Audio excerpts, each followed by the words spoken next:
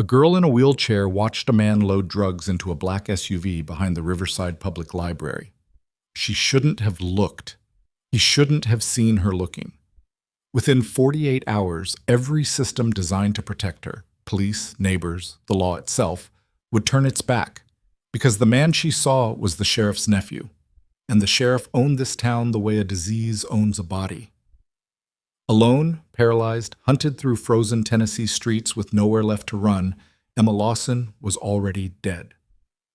Until an engine shook the alley walls, and a ghost in a leather vest stepped out of the dark, carrying more grief than any living man should survive.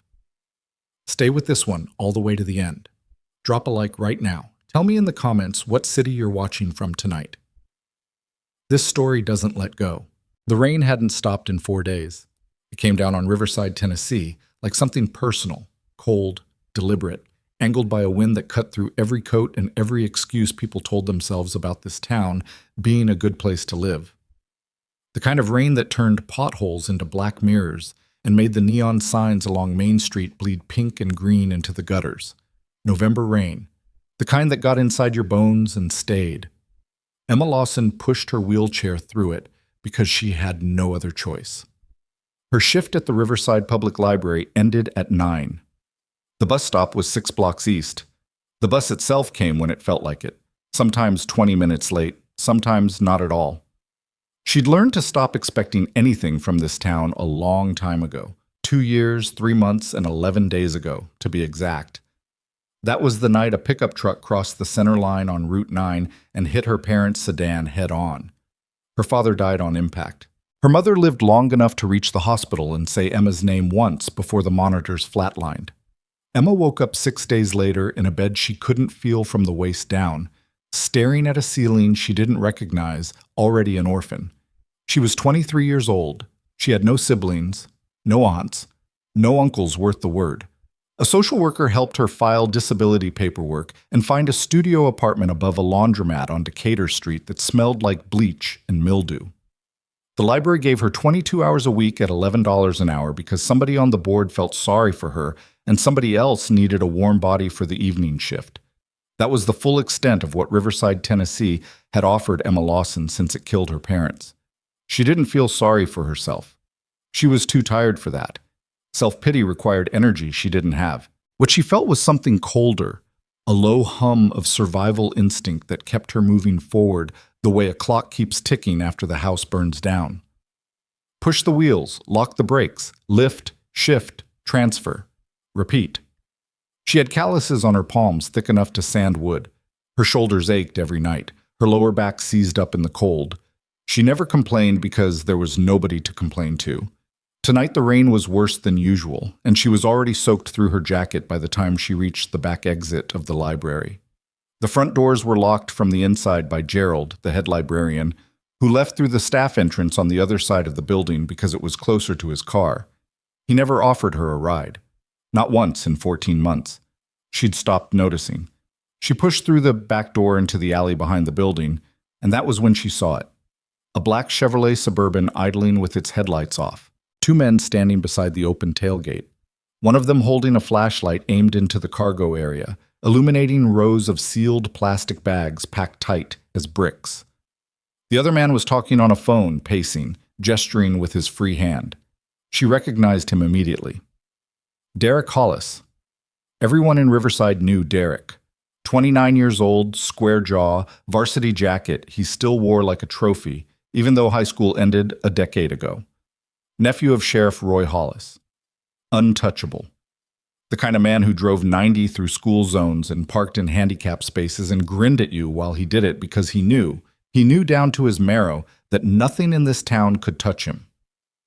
Emma's hands froze on her wheel rims. The rain was loud enough to cover the sound of the back door closing behind her, but the alley was narrow and the angle was wrong. She was sitting directly under the building's security light, a yellow bulb that cast a weak cone of visibility across the wet concrete.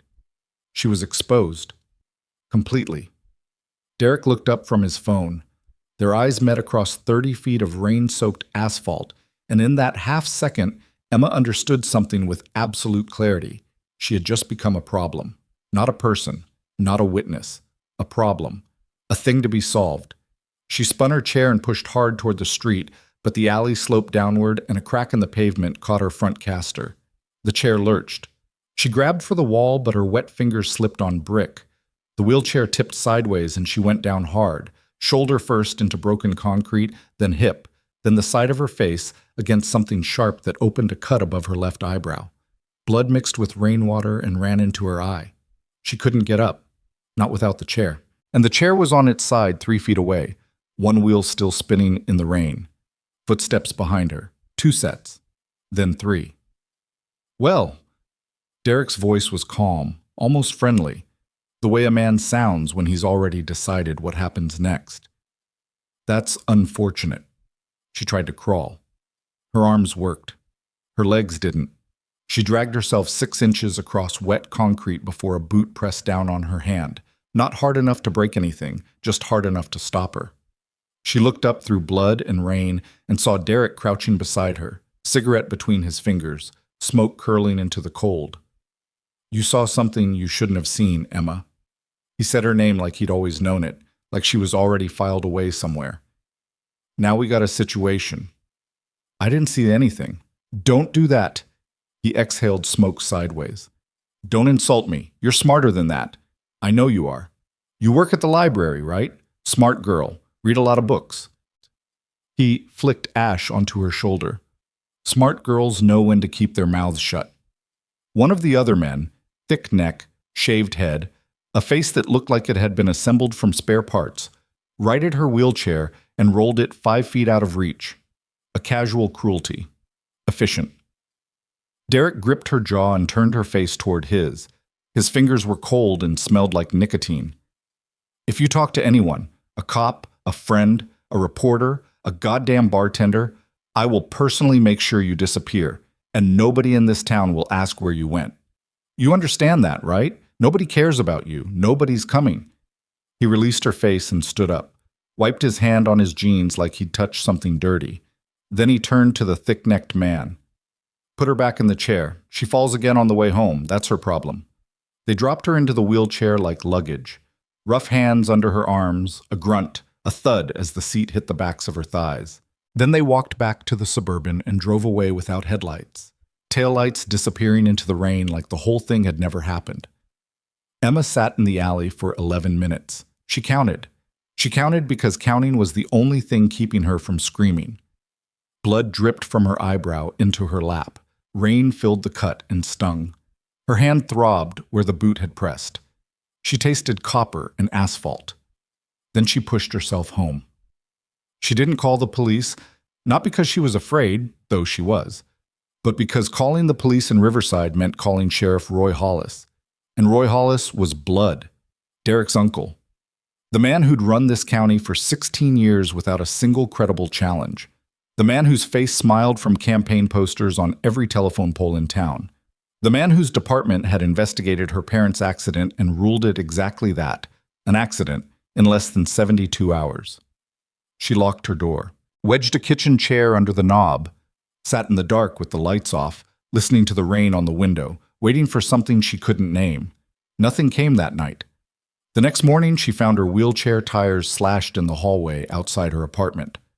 Both of them. Clean cuts. Deliberate. Whoever did it had stood right outside her door while she slept. She borrowed a hand pump and patch kit from the laundromat owner downstairs, a Vietnamese woman named Mrs. Tran, who asked no questions and expected no answers. Emma fixed the tires herself, sitting on the hallway floor in her pajamas, hands shaking, working the patches with fingers that wouldn't stop trembling. It took her 40 minutes. She went to work. She shelved books. She smiled at patrons. She did her job. That evening, she found a note folded inside her mailbox. Block letters on plain white paper. Keep quiet or keep breathing. Pick one. The day after that, she came home to find her window screen cut. A clean slit along the bottom edge, wide enough for a hand to reach through and unlock the latch. Nothing was taken. Nothing was moved. The message wasn't about theft. It was about access. They wanted her to know they could get in anytime they wanted.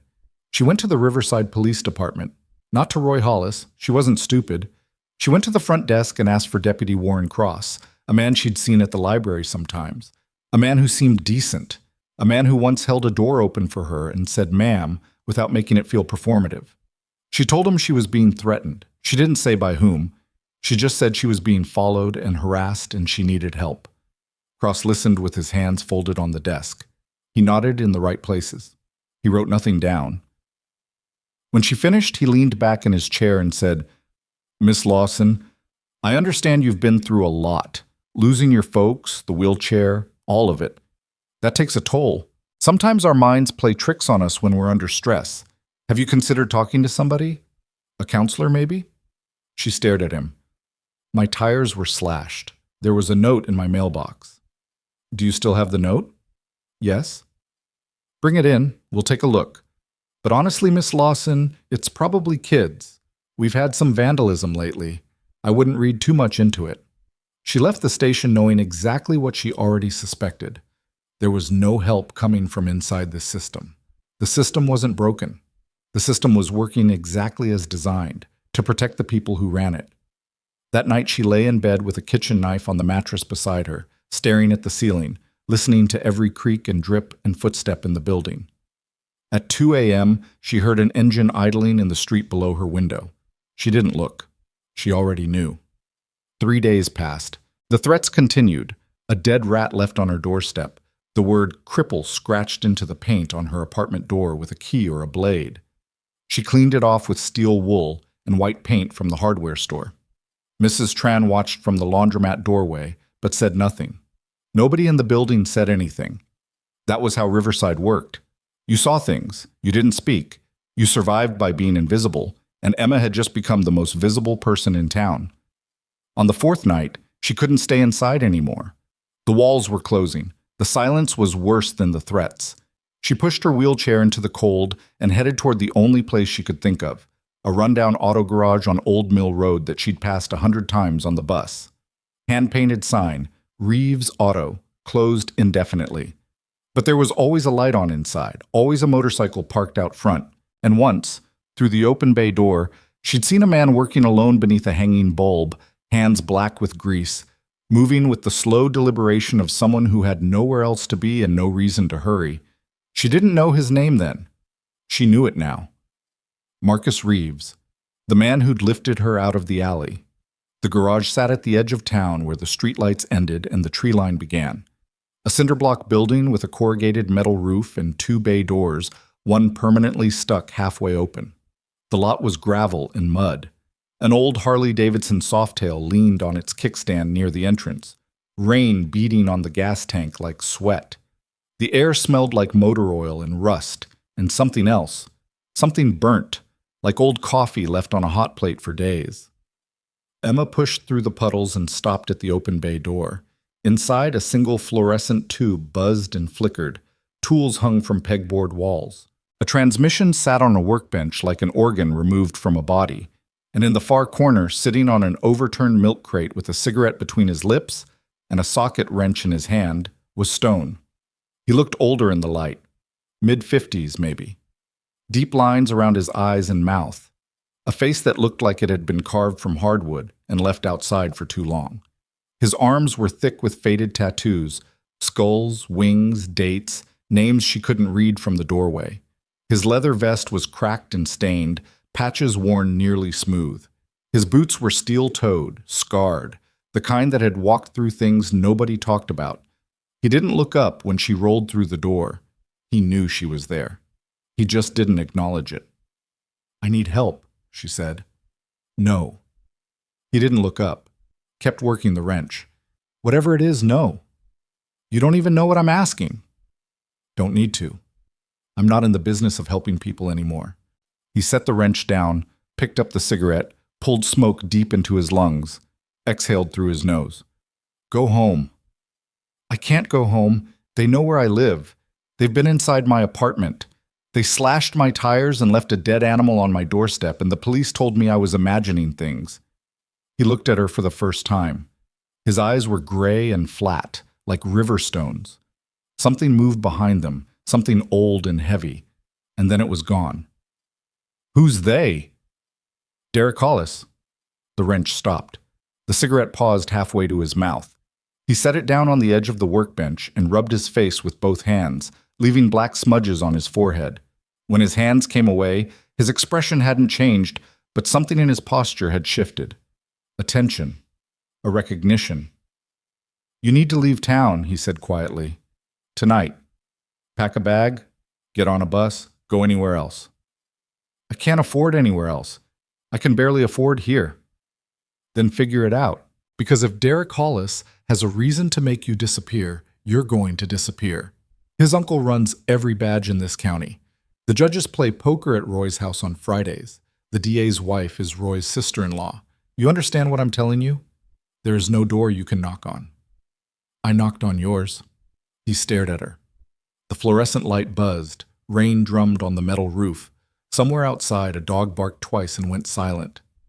"I'm not a door," he said. "I'm a dead end." She didn't leave. She sat there in her wheelchair in the cold bay of the garage while he worked, and she told him everything: the SUV, the drugs, the alley, the threats, the police station, the note, the window screen. She told him about her parents, about the accident that wasn't investigated, about waking up in a hospital bed, unable to feel her legs and finding out she was alone in the world. She told him without crying because she'd used up her tears months ago. She told him the way you read a weather report, flat, factual, stripped of everything but data. When she finished, Stone was standing at the workbench with his back to her, both hands flat on the surface, head down. He didn't move for a long time. The cigarette had burned down to the filter in the ashtray. "My daughter's name was Lily," he said without turning around. "She was 19 when she died. Fentanyl. Some piece of garbage sold her pills that were pressed in a basement somewhere, and she took 2 of them and went to sleep and never woke up. I found her in her apartment 3 days later because she didn't answer her phone, and I had a key." He turned around. His eyes were dry, but something behind them was drowning. "I couldn't save her. I was 50 miles away working on somebody's transmission, and my daughter was dying alone on a bathroom floor because I wasn't paying attention, because I was too busy being angry at the world to notice she was drowning in it." He picked up the wrench again, turned it over in his hands. "You can sleep upstairs tonight, one night. There's a room with a cot and a lock on the door. Tomorrow you figure out something else." The room above the garage was exactly what she expected. A plywood floor, a military cot with a wool blanket, a space heater that clicked when it cycled on, a window overlooking the gravel lot. It smelled like dust and engine exhaust. The lock on the door was a deadbolt, heavy and functional. She transferred herself from the wheelchair to the cot, pulled the blanket up to her chin, and lay in the dark, listening to Stone moving around below. Tools clanking, a radio playing something low and country, the occasional cough of a man who'd been smoking for 30 years. She slept. For the first time in 4 nights, she actually slept. She woke to breaking glass. Not the delicate sound of a cup falling off a table. The violent, deliberate crash of something heavy thrown through a window, followed by a whoosh of ignition, a burst of orange light that painted the ceiling of her room, and the sudden roar of fire catching fuel. Molotov cocktail. She knew the sound from news footage she'd watched in the library's back office. She'd never imagined hearing it from above. She rolled off the cot, hit the plywood floor hard, dragged herself to the wheelchair, hauled herself in. Smoke was already curling under the door. She could hear Stone downstairs, shouting, crashing, the sound of a fire extinguisher hissing against flames. She unlocked the deadbolt and pushed into the hallway, where the air was gray and thick and tasted like burning rubber. The stairs were narrow, too narrow for the wheelchair. She gripped the railing and lowered herself down step by step on her backside, dragging the chair behind her, each bump sending pain through her spine. By the time she reached the bottom, Stone was standing in the middle of the bay with a fire extinguisher in one hand and a crowbar in the other, white foam dripping from the workbench, the front window shattered, a pool of burning liquid hissing on the concrete floor. Outside, an engine revved and tires sprayed gravel. Taillights disappeared down Old Mill Road. Stone looked at the damage, looked at Emma on the floor at the bottom of the stairs, looked at the crowbar in his hand. "This is because of me," she said. "I'm sorry, I'll leave." He didn't respond. He walked to the bay door and stared out into the rain and the dark for a long time. When he turned back, his face had changed. Not softer, harder. Like something that had been sleeping behind his eyes had finally opened them. "You're not leaving," he said. He walked to the back of the garage, to a workbench she hadn't noticed before, deeper in the shadows, away from the main bay. He opened a drawer and pulled out a phone. Not a smartphone. An old flip phone, scratched and dented, the kind that existed before the world started tracking everything. He dialed a number from memory. It rang 4 times. "Mike," he said. "It's Stone." A pause. "Yeah, I know what time it is." Another pause. "I need you to make some calls. Mama D texts. Hector, if he's sober. Tell them Riverside, Tennessee." He looked at Emma. "Tell them it's bad." He closed the phone. Emma stared at him from the floor, smoke still drifting through the garage, the fire extinguisher foam pooling around her useless legs. "Who's coming?" Stone set the crowbar down on the workbench, lit a fresh cigarette, pulled smoke deep. "People you don't want to need," he said, "but you need them."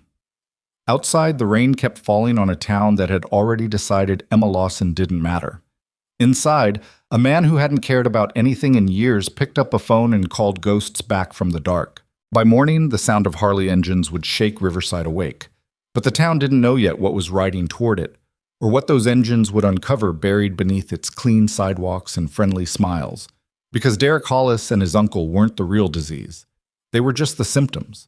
And the person pulling their strings hadn't been seen in daylight for years. They came before sunrise. Emma heard them first, a low rumble in the distance that grew into a rolling thunder, shaking the walls of the garage and vibrating through the plywood floor beneath her cot. She dragged herself to the window and looked down at the gravel lot through fog and the gray half-light of a Tennessee dawn that hadn't decided yet whether it wanted to exist. 4 motorcycles. Harleys, all of them. Heavy, scarred machines that looked like they'd crossed state lines more times than the law would appreciate. They rolled in single file through the mud and parked in a loose line beside Stone's Softail, engines ticking as they cooled, exhaust ghosts rising in the cold. The riders didn't rush. They dismounted the way men dismount when they've been riding through the night. Slow, stiff, joints cracking, backs straightening one vertebra at a time.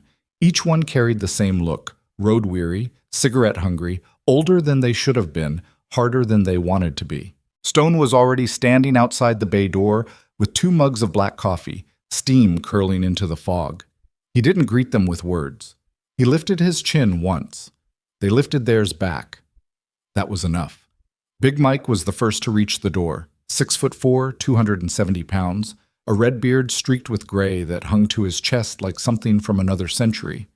He moved with the careful gait of a man whose left knee had been rebuilt with titanium pins after a roadside bomb outside Fallujah rearranged his skeleton. He took one of the coffee mugs from Stone without asking and drank half of it standing in the cold. Behind him came Mama D, real name Diane Corsi, 51 years old, 5'2", a face like carved mahogany and eyes that missed nothing. She wore a leather vest over a thermal shirt, her gray-streaked braids pulled back with a rubber band. She didn't take coffee. She walked past Stone into the garage, surveyed the fire damage, the scorched workbench, the shattered window patched with cardboard and duct tape, the chemical smell still hanging in the air, and turned around with her arms crossed. "How long ago?" "Last night," Stone said. "Around 2. "Hollis crew?" "Who else?" Tex came through next. Lean, angular, mid-40s, a face like a drought-stricken ranch, and a voice that came from somewhere south of San Antonio. He wore a denim jacket over his cut, and his boots had the kind of dust on them that didn't come from Tennessee. He looked at the fire damage, looked at Stone, and said nothing. He pulled a pack of Camels from his jacket pocket and lit one with a Zippo that clicked open and shut with the precision of a man who'd performed that motion 10,000 times. Last was Hector. Short, thick, built like a hydraulic press. A jagged scar ran from his left ear to the corner of his mouth, a souvenir from a knife fight in a Tucson parking lot that he never talked about and nobody ever asked about. His eyes were dark and flat, the eyes of a man who'd learned long ago that the world would hurt you whether you paid attention or not. He carried a canvas duffel bag over one shoulder and dropped it just inside the bay door with a thud that suggested it contained more than clothes. Nobody hugged. Nobody shook hands. These weren't those kinds of people. They acknowledged each other the way soldiers acknowledge each other. A look, a nod, a silence that said more than conversation ever could. Emma watched all of this from the top of the stairs. Stone hadn't told her to come down. He hadn't told her to stay up. She existed in the gap between those instructions, unsure whether she was a guest, a burden, or the reason these people had driven through the night. "That's her?" Big Mike's voice was low enough to rattle the tools on the pegboard. Stone nodded. "Wheelchair and everything." "Yeah." Mike looked up at the stairway landing where Emma sat gripping her wheel rims, her knuckles white. He studied her the way a medic studies a casualty, not with pity, but with assessment, damage evaluation, triage. "She know what she walked into?" "She didn't walk into anything," Stone said. "It walked into her." Mama D looked up at Emma. Their eyes met. Something passed between them. Not warmth, not softness, but recognition. One woman who'd survived impossible things looking at another woman in the middle of surviving hers. Mama D turned back to Stone. "Bring her down. She's part of this whether we like it or not." Stone helped Emma down the stairs, not gently, not roughly, but with the efficient grip of a man who understood that help offered too softly could feel like pity, and pity was the last thing anyone in this room needed. He set her wheelchair at the edge of the circle that had formed around the workbench, where Mama D had spread a county map she'd pulled from her saddlebag. The map was old, creased, annotated in pencil with marks that predated this particular crisis. "Tell them what you told me," Stone said to Emma. "All of it." She told them. The SUV, the drugs, Derek's face in the rain, the alley, the threats, the slashed tires, the note, the cut window screen, the dead rat, the word scratched into her door, the police deputy who told her she was imagining things. She told it flat and clean, the same way she'd told Stone, because she'd learned that emotion made people uncomfortable and facts made them listen. When she finished, the garage was silent except for the tick of cooling engines outside and the buzz of the fluorescent light overhead. Tex was the first to speak. "How do we know she's telling the truth?" The words landed like a slap. Emma's head turned toward him. "Excuse me?" "No offense, sweetheart." Tex exhaled smoke toward the ceiling. "But we drove 800 miles on a phone call. I need more than a story. I need proof." "Don't call me sweetheart. Don't take it personal. I call everybody sweetheart. My point stands." He looked at Stone. "You verified any of this? Hollis running product out of town? The uncle covering it? Or are we operating on faith here?" Stone's jaw tightened. "I pulled her out of an alley 4 nights ago. 3 men had her cornered. One of them was Derek Hollis. I saw his face." "You saw a face in the rain in a dark alley. That's not the same as seeing Derek Hollis." "I've lived in this town for 6 years, Tex. I know what Derek Hollis looks like." "And the drugs?" "You see the drugs?" Stone hesitated. The pause lasted less than a second, but everyone in the room felt it. "No." Tex leaned back against the wall and crossed his arms. "So what we have is a witness who saw something she can't prove, threats that might or might not be connected, and your gut feeling. That's what you dragged us out here for." "My garage is standing in fire damage right now," Stone said, his voice dropping into a register that made the air feel thinner. "Somebody threw a Molotov through my window 12 hours ago. You think that's my gut feeling too?" "Could be anybody. You've pissed off a lot of people over the years." The 2 men stared at each other across the workbench. The fluorescent light flickered. Big Mike shifted his weight, and his knee clicked audibly. Mama D watched both of them with the patient expression of a woman who'd seen this exact argument play out 100 times between men who cared about each other too much to say it and showed it by fighting instead. "Enough," she said. One word, quiet. It stopped both of them. She turned to Emma. "You said your father was investigating something before the accident. What was he investigating?" Emma blinked. "I don't know exactly. He was a financial auditor. He worked for the county assessor's office. The last few weeks before the crash, he was different. Quiet. He stopped eating dinner with us. He'd come home late smelling like copy toner, like he'd been running documents through a machine somewhere. My mother asked him what was wrong, and he said it was work stuff. That's all I know." "Where are his files?" "Gone. The county cleaned out his office 2 days after the funeral. I asked for his personal effects, and they said there was nothing to return." Mama D and Stone exchanged a look. A long one. The kind of look that carries an entire conversation compressed into silence. "That's convenient," Mamadi said. Hector, who hadn't spoken since he arrived, set down his coffee mug and cleared his throat. The girl's father was digging into county finances. The girl's father died in a car accident that was closed in 3 days. The girl sees the sheriff's nephew running drugs. The girl gets threatened. The girl's protector gets firebombed. He counted each point on his thick fingers. "That's not coincidence. That's a pattern." "Patterns aren't evidence," Tex said. "Patterns are how you find evidence," Mamadi shot back. "You know that." Tex dropped his cigarette on the concrete floor and crushed it under his boot. He looked at Emma one more time, really looked at her, past the wheelchair and the cut on her forehead and the dark circles under her eyes. Whatever he saw made him exhale slowly through his nose. "Fine," he said. "I'll stay. But if this turns out to be a local beef between a scared girl and a small-town bully, I'm riding home and you're buying my gas." "If this turns out to be a local beef," Stone said, "I'll buy your gas and your dinner." They set up operations in the garage like soldiers establishing a forward base. Big Mike secured the perimeter, checked sight lines, reinforced the broken window with plywood, positioned his bike where he could see the road in both directions. Hector unpacked his duffel bag, which contained, among other things, a police scanner, a set of lockpicks, and a laptop computer that looked older than some of the people in the room. Mamadi took over the small kitchen area behind the bay, a hot plate, a coffee maker, a mini fridge, and started producing food from saddlebags like a woman who'd fed armies before and didn't plan on stopping. Tex sat outside on an overturned bucket, smoking, watching the road. He was the lookout because he trusted himself to do it, and he didn't entirely trust anyone else.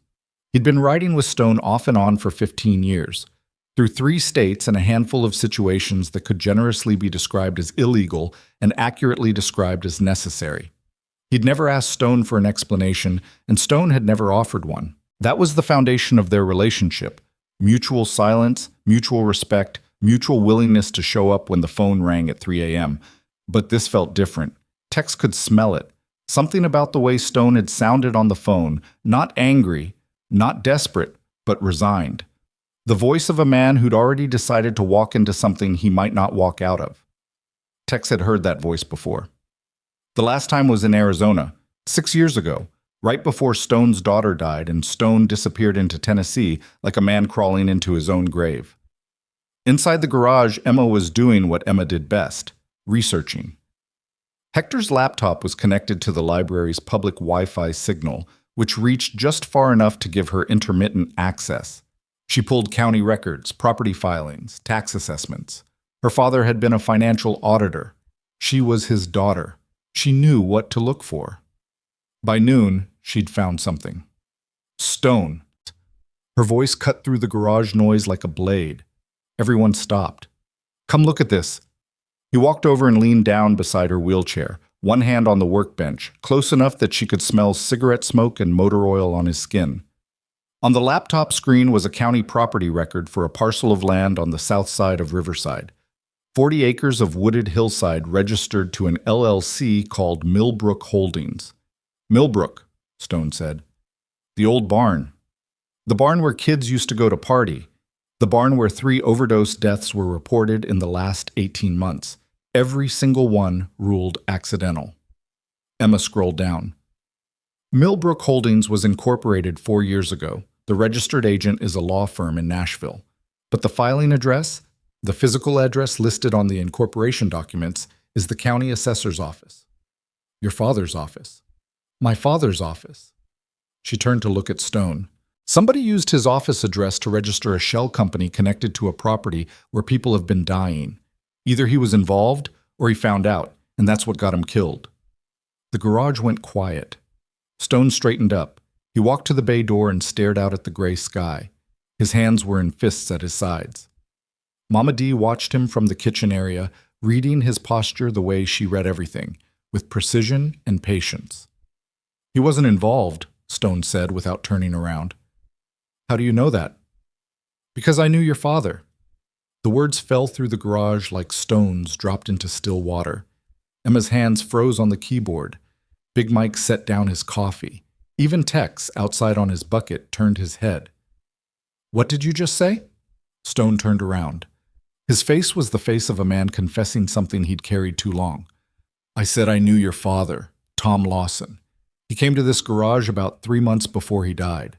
He said he'd found financial irregularities in county property records, and he needed someone outside the system to talk to, someone who wouldn't report back to Roy Hollis.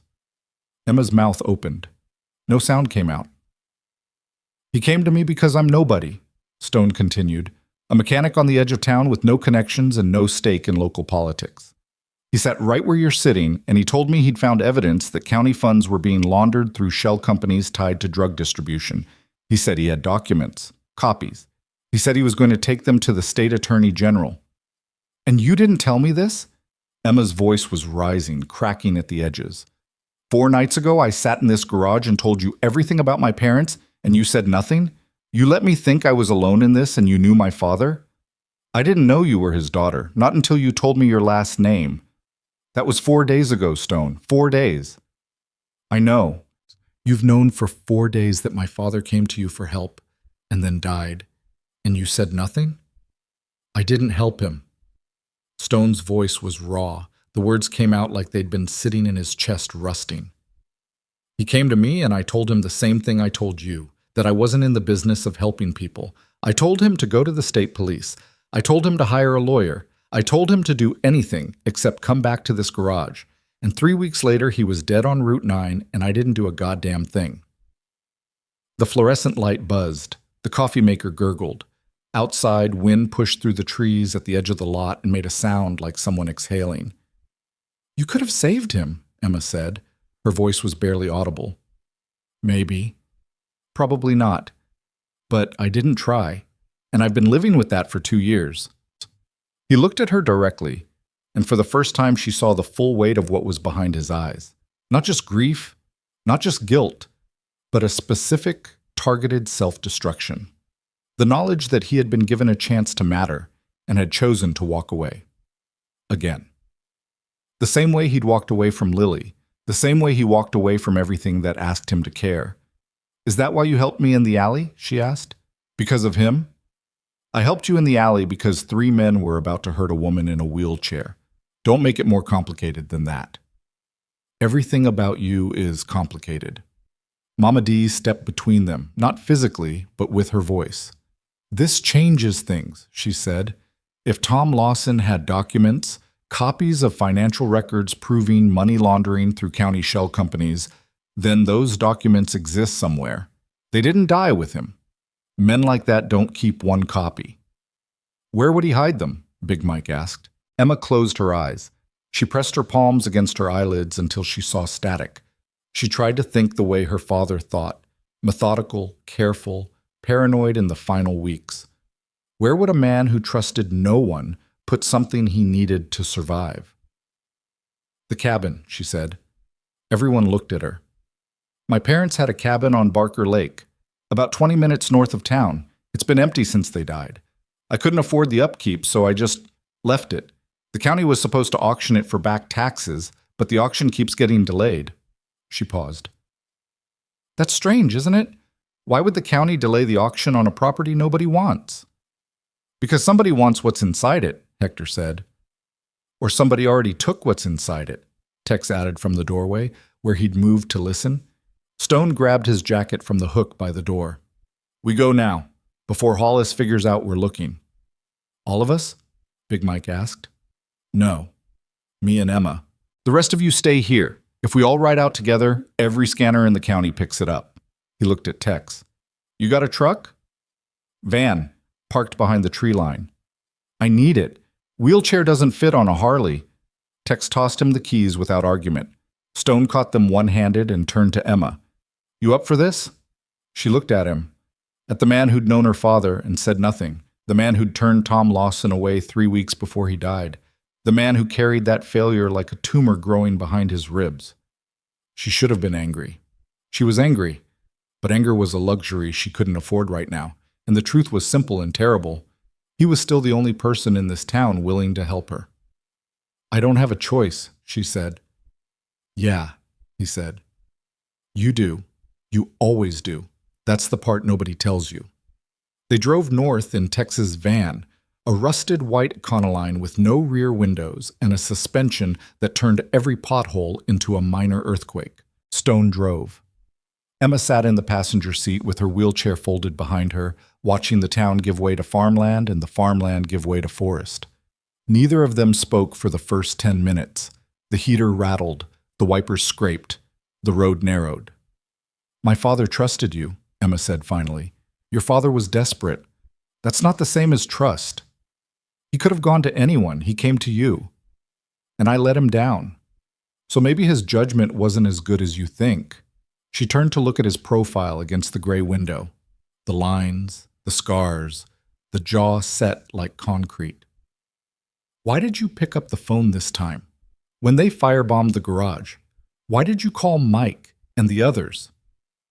He was quiet for a long time. The road climbed a hill and the trees closed in on both sides, branches scraping the roof of the van like fingers. "Because I'm tired of being the reason people die alone," he said. The cabin appeared through the trees like something the forest was trying to swallow. A small A-frame structure with a sagging porch and windows dark as closed eyes. The gravel driveway was overgrown with weeds, but fresh tire tracks cut through the mud. 2 sets, maybe 3, laid down recently enough that the rain hadn't washed them away. Stone killed the engine 50 yards from the front porch and sat still, scanning. "Someone's been here," Emma said. "Recently." He reached under the driver's seat and pulled out a flashlight. "Stay in the van." "No." "Emma, that's my parents' house. I'm going in." He looked at her the way he'd looked at her that first night in the alley, measuring something, calculating risk, weighing her stubbornness against his instinct to protect. She didn't flinch. "Fine. Stay behind me." He got the wheelchair out and she transferred herself into it on the gravel, her arms straining, her hands scraping against the cold metal frame. The porch had 3 steps, no ramp. Stone lifted the chair with her in it and set it on the porch boards like it weighed nothing. She felt the wood sag under the wheels. The front door was unlocked. Not broken, unlocked. Someone had a key. Inside, the cabin smelled like mildew and cold air and something else, fresh cigarette smoke. Not old, embedded smell. New. Hours old, maybe less. Stone swept the flashlight across the room. A main living area with a stone fireplace. A small kitchen. A hallway leading to 2 bedrooms. Everything covered in a thin layer of dust, except the desk in the corner. The desk had been searched.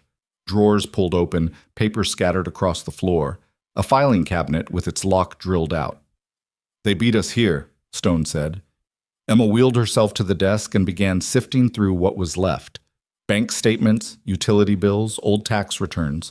The mundane paper trail of a dead man's life spread across a dusty floor. Nothing useful, nothing incriminating. Whatever her father had hidden, whoever came here had found it first. Then she noticed the floorboard. Under the desk chair, a section of hardwood that sat slightly higher than the others. She'd seen her father kneel beside this desk a dozen times as a child. She'd assumed he was reaching for a dropped pen. She pushed the chair aside and pressed down on the board's edge. It seesawed, hollow underneath. Stone. He was beside her in 2 steps. He pried the board up with his flashlight edge. Beneath it was a fireproof lockbox, small, gray, heavy. The kind you buy at a hardware store for $200 because you don't trust banks and you don't trust people and you need something that survives when everything else burns. It was still there. Whoever searched the cabin hadn't found it. Stone pulled it out and set it on the desk. The lock was a 4-digit combination. Emma stared at it. Her hands were shaking. "Try her birthday," Stone said quietly. "Whose?" "Yours." She entered 0715. July 15th. The lock clicked open. Inside was a manila envelope, thick with documents. She pulled them out and spread them across the desk. Financial records, account numbers, transfer receipts, shell company filings, and at the bottom, a handwritten letter on yellow legal paper, addressed to nobody, dated 2 weeks before her father died. She read the first line and her hands stopped shaking. They went completely still. "Stone." Her voice was different now, flat, the way a voice sounds when it's processing information that changes everything. "My father's letter names the person running the entire operation. Not Derek, not Sheriff Hollis, Someone above them. Who? She looked up from the letter. Her face was pale. The flashlight threw shadows across her eyes that made her look 10 years older. Richard Hayes. Stone's expression didn't change, but something behind it collapsed. You know him, Emma said. It wasn't a question. Richard Hayes was your father's best friend. They grew up together. They were in each other's weddings. Stone's voice was a flat line. Richard was at your parents' funeral. He gave the eulogy. He stood at the podium and cried, and then he went home and kept running the operation that killed them. Emma stared at the letter in her hands. Her father's handwriting, neat, precise, the handwriting of a man who measured everything twice. The words described a network. Drug money laundered through county shell companies, property records falsified, overdose deaths covered up, all of it overseen by a man her father had trusted with his life. A man who still had a key to this cabin.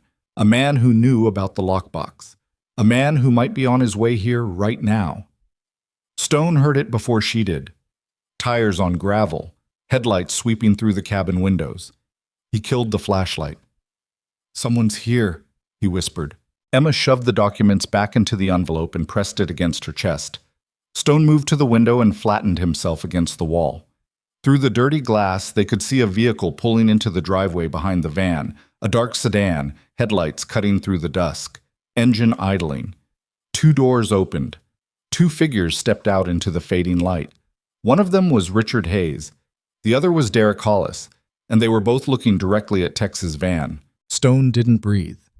Through the dirty cabin window, the headlights of the dark sedan cut twin beams across the gravel driveway, illuminating the rear of Tex's van like a spotlight on a crime scene. Richard Hayes stood on the driver's side with one hand on the open door, his overcoat catching the wind, his silver hair combed back with the immaculate precision of a man who'd attended charity galas and board meetings and a best friend's funeral without ever breaking character. Beside him, Derek Hollis stepped out of the passenger side, rolling his shoulders, a cigarette already between his lips, his varsity jacket zipped to the throat against the cold. They hadn't moved toward the cabin yet. They were studying the van, calculating.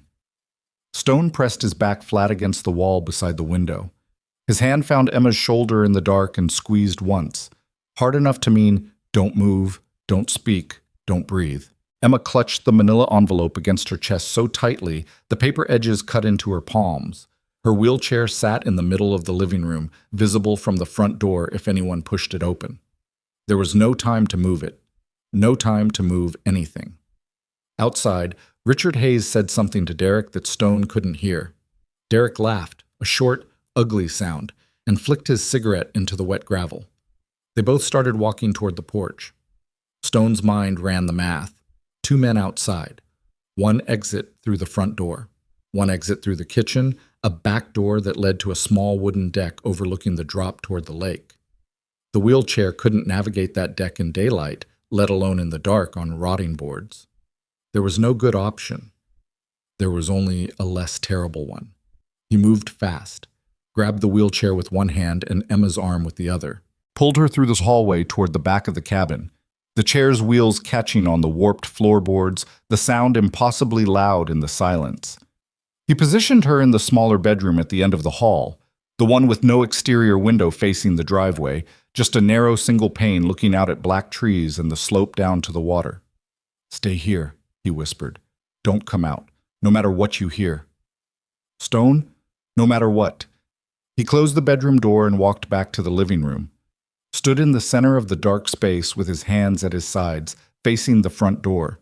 He could hear their boots on the porch steps now, the creak of old wood under weight, the scrape of soles on weathered boards. A pause. The rattle of a key in the lock. The door opened. Richard Hayes stepped inside first. He reached for the light switch on the wall and flipped it. Nothing happened. The power had been cut months ago. He pulled a small flashlight from his coat pocket and swept the beam across the room. It landed on Stone's chest like a bullet. Hayes froze. Marcus. The name came out carefully, not frightened, surprised. The surprise of a man who plans everything and encounters something unplanned. What are you doing here? Stone didn't move. His face was stone in the flashlight beam, jaw set, eyes flat, hands still at his sides. Behind Hayes, Derek pushed through the door and stopped short when he saw the figure standing in the middle of the dark cabin like a monument to something ancient and unforgiving. "I asked you a question," Hayes said. "I heard you." Stone's voice was level, a low frequency that filled the room without rising. "I could ask you the same thing. This isn't your house." "It's not yours either." "No, it belonged to Tom Lawson, your best friend, the man you buried." The flashlight beam wavered, just slightly. Just enough for Stone to see the calculation happening behind Richard Hayes's eyes, the rapid assessment of what Stone knew, what Stone suspected, what Stone could prove. Hayes was a money man, a numbers man, a man who'd spent his life evaluating risk and return, assets and liabilities. Right now he was evaluating Stone, and the number he was arriving at wasn't comfortable. Derek stepped forward. "This is the guy from the alley, the one who showed up when we were talking to the girl." "I know who he is," Hayes said without looking at Derek. His eyes stayed on Stone. "Marcus Reeves. Mechanic. Keeps to himself. No family." He paused. "Or did you forget about Lily?" The name landed like a blade between Stone's ribs. He felt it, the hot, sick twist of it, and he let it pass through him because that was what you did with pain when you'd been carrying it long enough. You let it move through you like weather. You didn't stop it. You didn't fight it. You stood still and let it go. "Don't say her name," Stone said. "Sensitive subject. I understand." Hayes lowered the flashlight slightly. His voice shifted into the register he used for negotiations. Smooth, measured, the voice of a man who believed every problem had a price. "Marcus, I'm going to assume you're here because the Lawson girl asked you to come. I'm going to assume she told you things that made you curious. And I'm going to assume you haven't thought this through." "I've thought it through." "Then you know how this ends. You're one man. You fix transmissions for a living. You have no resources, no connections, no leverage. Roy Hollis runs every law enforcement agency in this county. I manage the financial infrastructure that keeps this town's economy alive. And Derek," he gestured without looking, "Derek handles the operational side. The three of us represent every mechanism of power in Riverside. You represent a garage that someone already tried to burn down." Stone let the silence hold. Outside, wind pushed through the trees and rain started again. Light at first, then harder, drumming on the cabin roof like fingertips on a casket lid. "What did Tom find?" Stone asked. Hayes's expression didn't change. "Tom found what auditors find. Numbers that don't add up, transactions that shouldn't exist. He was good at his job, too good." "So you killed him?" "I didn't kill anyone. An unfortunate accident on Route 9 took the lives of two dear friends. I delivered the eulogy. I wept. The community mourned." "The community mourned because you told them to mourn. You wrote the story. You cast yourself as the grieving friend. And then you walked away and kept laundering drug money through shell companies registered at his office address." For the first time, something moved behind Hayes's polished exterior. A crack in the porcelain, a flash of something cold and reptilian. He recovered in less than a second, but Stone saw it.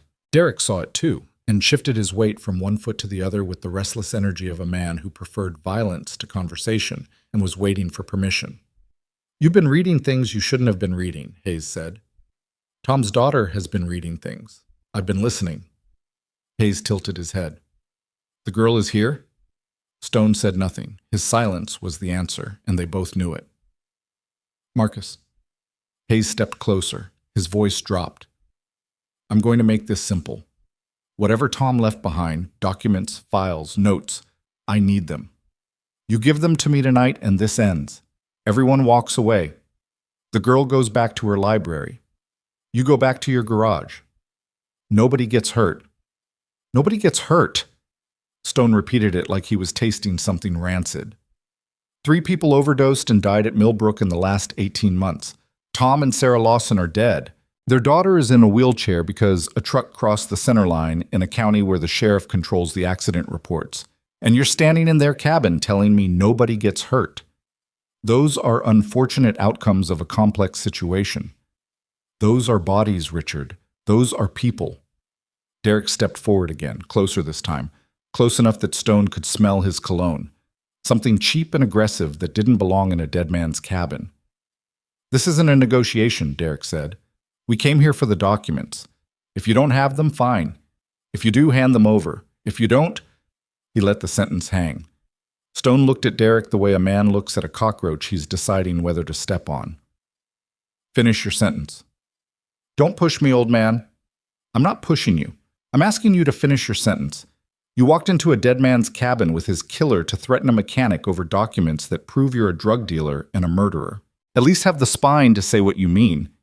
Derek's fist came fast, a right hook aimed at Stone's jaw. It was a young man's punch, powered by anger and ego, telegraphed by the shoulder rotation that preceded it by half a second. Stone sidestepped it. Derek's momentum carried him forward, and Stone caught him by the back of the neck with one massive hand and drove his face into the stone fireplace mantel. The crack was loud, bone on stone, and Derek crumpled to the floor with blood streaming from his nose, his hands clutching his face, a sound coming from his throat that was half scream and half animal whimper. Hayes backed against the wall.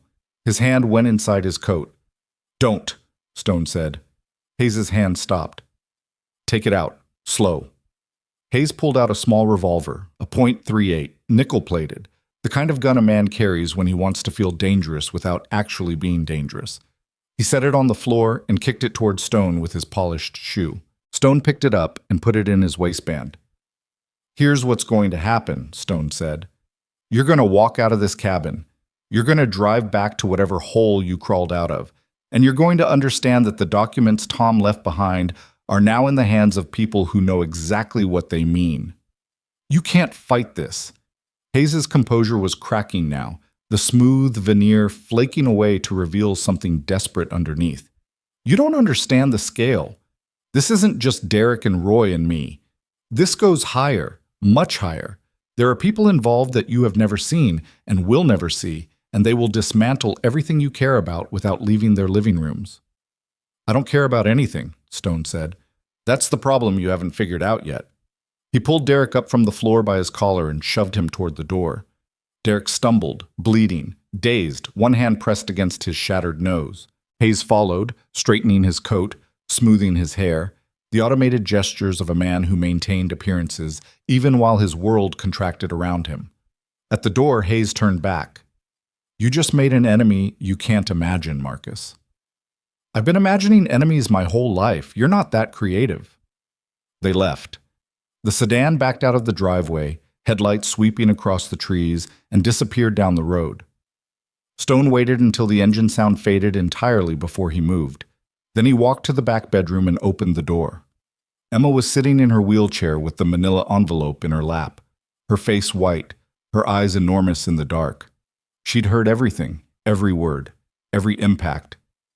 "Richard Hayes," she said. Her voice was hollow. "He was at every birthday party I ever had. He taught me to ride a bicycle. He brought flowers to my mother's hospital room the night she died." Stone leaned against the doorframe. He looked tired, the kind of tired that sleep doesn't fix because it lives in a place sleep can't reach. "We need to leave. Now." They drove back to the garage in silence. The rain had intensified into something biblical, sheets of water that turned the road into a river and reduced visibility to 20 feet. Stone drove with both hands locked on the wheel, his jaw tight, checking the mirrors every 10 seconds. Emma sat with the envelope pressed against her stomach, staring straight ahead, processing the architecture of her own betrayal. Richard Hayes had been her father's best friend for 30 years.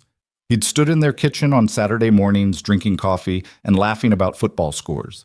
He'd lent her father money when the roof needed repair. He'd danced with her mother at the county fair. He'd given the eulogy at their funeral, stood at the podium in a dark suit with tears running down his cheeks, and spoken about loss and friendship and the cruelty of fate. And the entire time, he'd been the architect of their destruction. She couldn't reconcile it. The human mind isn't built to reconcile that kind of betrayal. It creates a fracture, a clean break between the world you thought you lived in and the world that actually exists, and you fall through the gap. When they pulled into the garage lot, the other bikers were waiting outside under the metal overhang, smoking, pacing, watching the road. Big Mike moved toward the van before it stopped rolling. Mama D stood with her arms crossed, reading Stone's face through the windshield the way she read everything, accurately and without illusion. Inside, Stone spread the documents across the workbench under the fluorescent light while the others gathered around. Emma narrated what they'd found, what they'd interrupted, what Hayes had said. Higher, Mama D repeated when Emma finished. He said it goes higher than the three of them. He was scared, Stone said. Not of me, of whoever's above him.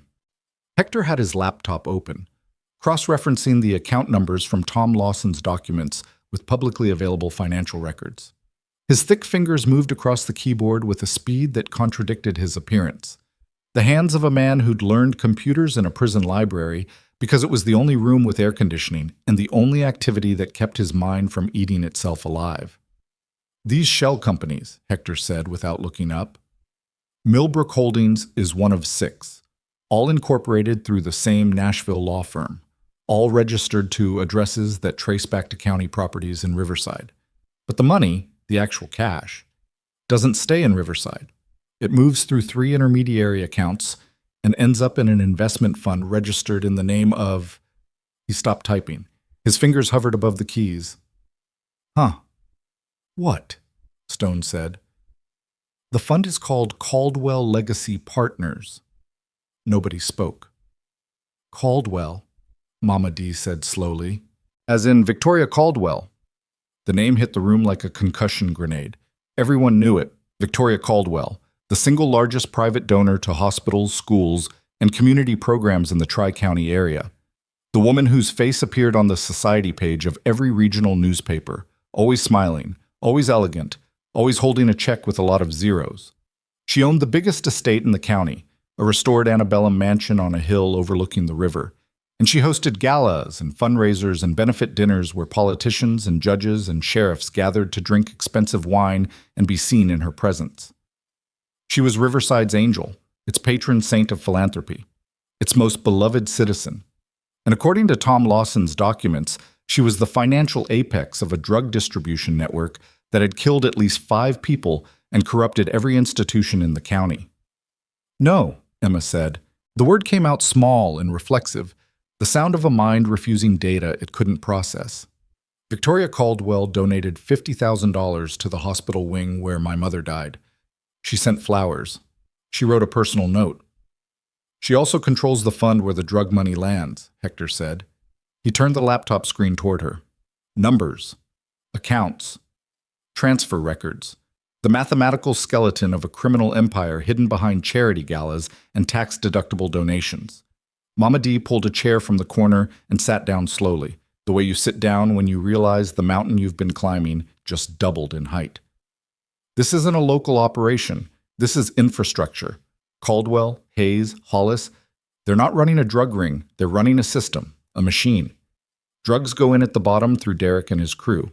Money goes up through Hayes' shell companies. And it comes out clean at the top through Caldwell's investment fund, laundered through charitable donations that make her look like a hero.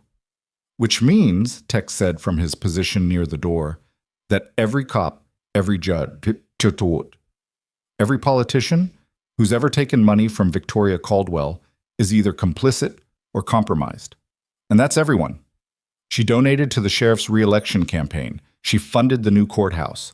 She paid for the DA's daughter's college scholarship. He lit a cigarette and shook his head slowly. We're not fighting a family. We're fighting a town. The words settled over the group like ash. Stone leaned against the workbench with both hands flat on the surface, his head down, the fluorescent light casting deep shadows across his face. Emma sat in her wheelchair at the edge of the circle, the envelope in her lap, staring at the documents that had rewritten her understanding of everything she'd ever known. We should leave, Big Mike said. His voice was calm, not with peace, but with the practiced steadiness of a man who'd been in situations that required calm as a survival mechanism. Pack up, take the girl, take the documents, drive to Nashville and hand everything to the state attorney general. Let the system handle it. The system. Stone didn't look up. Tom Lawson tried the system. Tom Lawson is dead. Tom Lawson went alone. We go together, 5 bikers and a girl with a filing cabinet worth of evidence. The AG can't ignore that. The AG plays golf with Victoria Caldwell's husband, Mama D said quietly. I looked it up when Hector said the name. Caldwell Legacy Partners has donated to every major political campaign in the state for the last decade. Whoever we hand these documents to, we'd better be very sure they're not on her payroll." The garage fell silent. Rain hammered the metal roof. Engines ticked as they cooled in the cold. The coffee maker gurgled in the corner like a living thing performing its only function in a world that had stopped making sense. "There's another option," Emma said. Everyone looked at her. She was sitting very still, her hands resting on the envelope, her face composed with a calm that wasn't calm at all. It was the stillness of a woman who'd just made a decision that terrified her, and was now living inside the clarity that comes after terror passes through. "Clara Bennett," she said. "She lives on Maple Street. She's 73 years old. Her grandson Marcus died of an overdose at the Millbrook property 11 months ago. She's been telling anyone who'll listen that his death wasn't accidental, that he was sold drugs by Derek Hollis's crew, and the sheriff's department covered it up. Nobody believed her. The newspaper wouldn't run her story. The county council told her to stop making trouble." "What about her?" Stone asked. "She told me, months ago, at the library, that she had proof. Medical records, text messages from her grandson's phone that showed who he bought from. She said she'd been collecting evidence because nobody else would. She said she was waiting for someone who would listen." "You're proposing we build a case," Mama D said. "I'm proposing we build a case so solid that it doesn't matter who we hand it to. My father's documents prove the financial structure. Claire's evidence proves the bodies. If we can connect the distribution network, the actual drug pipeline, to Derek, to the sheriff, to Hayes, and ultimately to Caldwell, then we don't need a friendly prosecutor. We need a prosecutor who's afraid of what happens if they don't act." Tex dropped his cigarette and ground it under his boot. He looked at Stone. "The girl's got her father's brain." "The girl's got her father's target on her back," Stone said. He straightened up and faced Emma. "You understand what you're saying.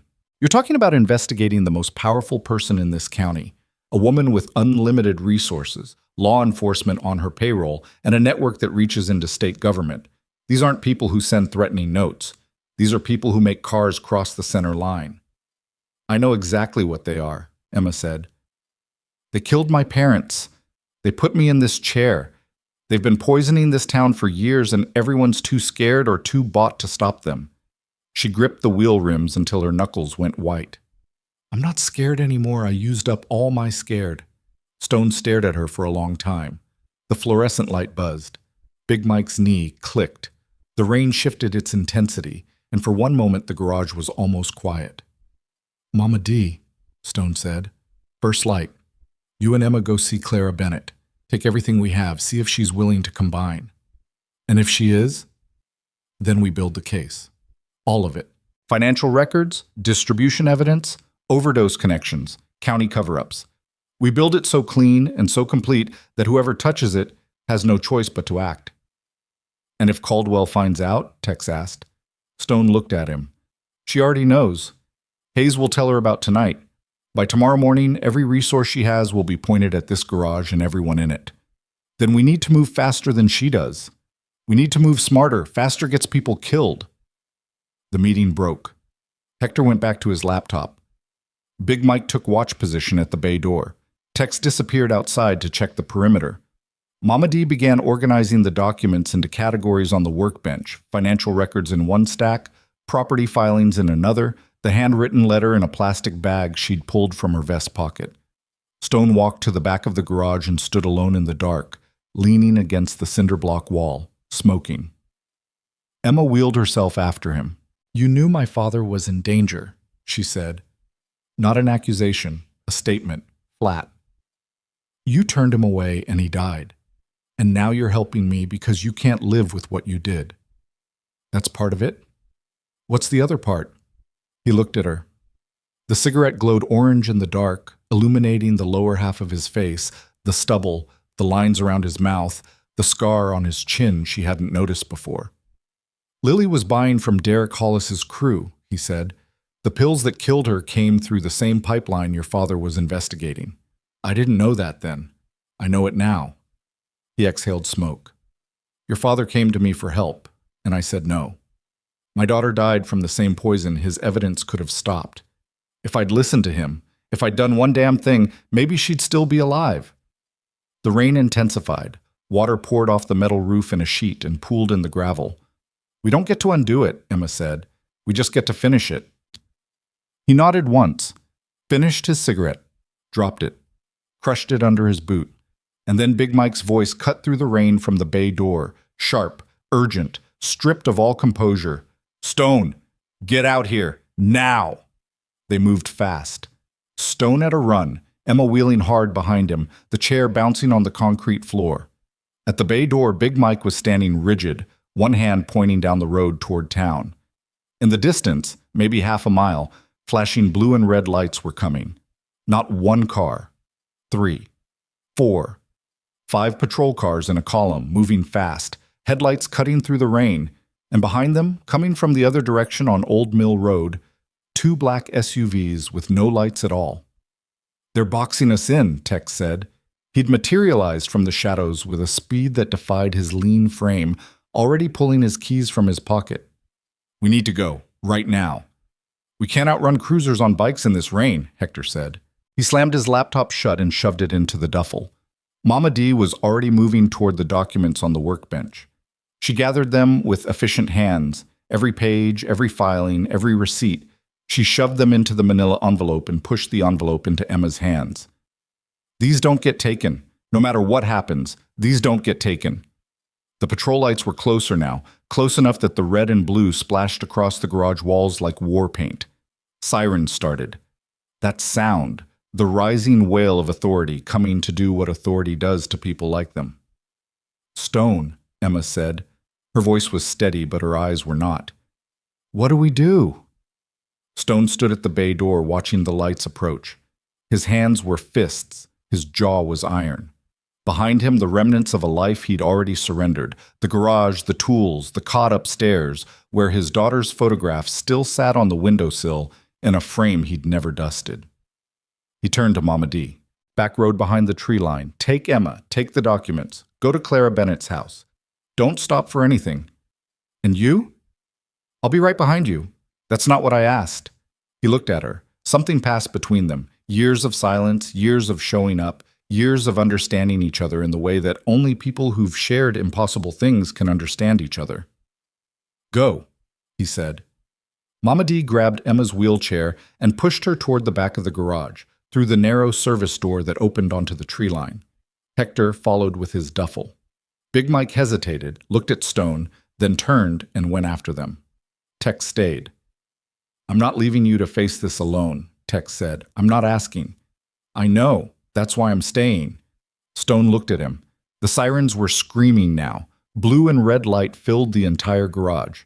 The first cruiser was pulling into the gravel lot, tires crunching, doors opening. Stone reached into his waistband and pulled out Hayes's revolver. He didn't aim it. He held it at his side, barrel pointed at the floor, and looked at Tex with the expression of a man who'd made peace with every possible outcome. When this is over, Stone said, tell Emma about Lily. Tell her the whole story, not the version I told her, the real one. Tex's face changed. Something flickered across it. Confusion, then recognition, then a dawning horror that widened his eyes and tightened his mouth. Stone. What the hell does that mean? But Stone was already walking toward the headlights, toward the sirens, toward the wall of authority that had come to crush the only people willing to fight for a dead man's daughter, in a town that had already forgotten his name. He walked with the steady gait of a man who had stopped running from everything that haunted him and had finally decided to walk straight into it. The first cruiser door opened. A voice on a loudspeaker barked commands that disappeared into the rain. Stone kept walking, and somewhere behind the tree line, in the dark, Mama D pushed Emma Lawson's wheelchair through mud and wet branches toward a truth that was bigger than any of them, a truth that Stone was now buying them time to reach, with a currency he'd been saving for exactly this moment. The real version of Lily's story, the one nobody knew, the one that connected everything. The mud swallowed Emma's wheels.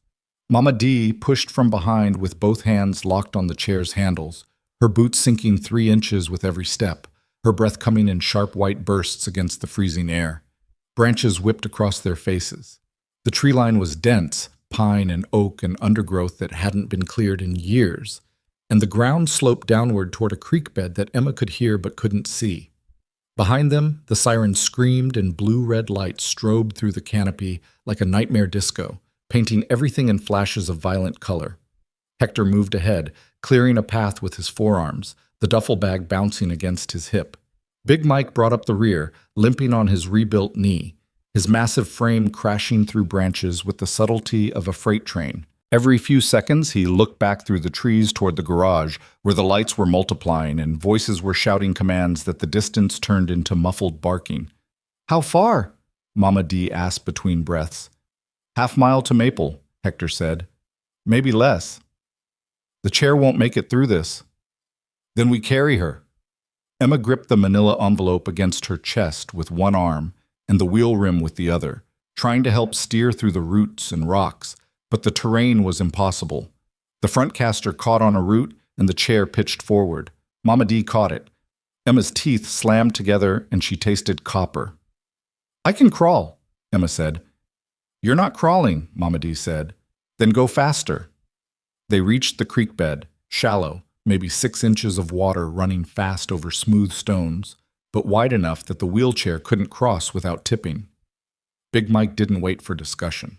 He stepped into the water, bent down, scooped Emma out of the chair with one arm under her knees and the other behind her back, and carried her across the creek like she weighed nothing. The water was cold enough to make her gasp, soaking through her jeans, numbing her legs she couldn't feel, running into her shoes. Hector folded the wheelchair and carried it over his shoulder. Mama D crossed last, her boots filling with water, her face set in the expression of a woman who'd been uncomfortable before and would be uncomfortable again, and didn't consider it worth mentioning. On the other side, the trees thinned and a chain-link fence marked the boundary of someone's backyard. Hector found a gap where the fence had been bent away from its post. Teenagers, probably, taking shortcuts to the creek.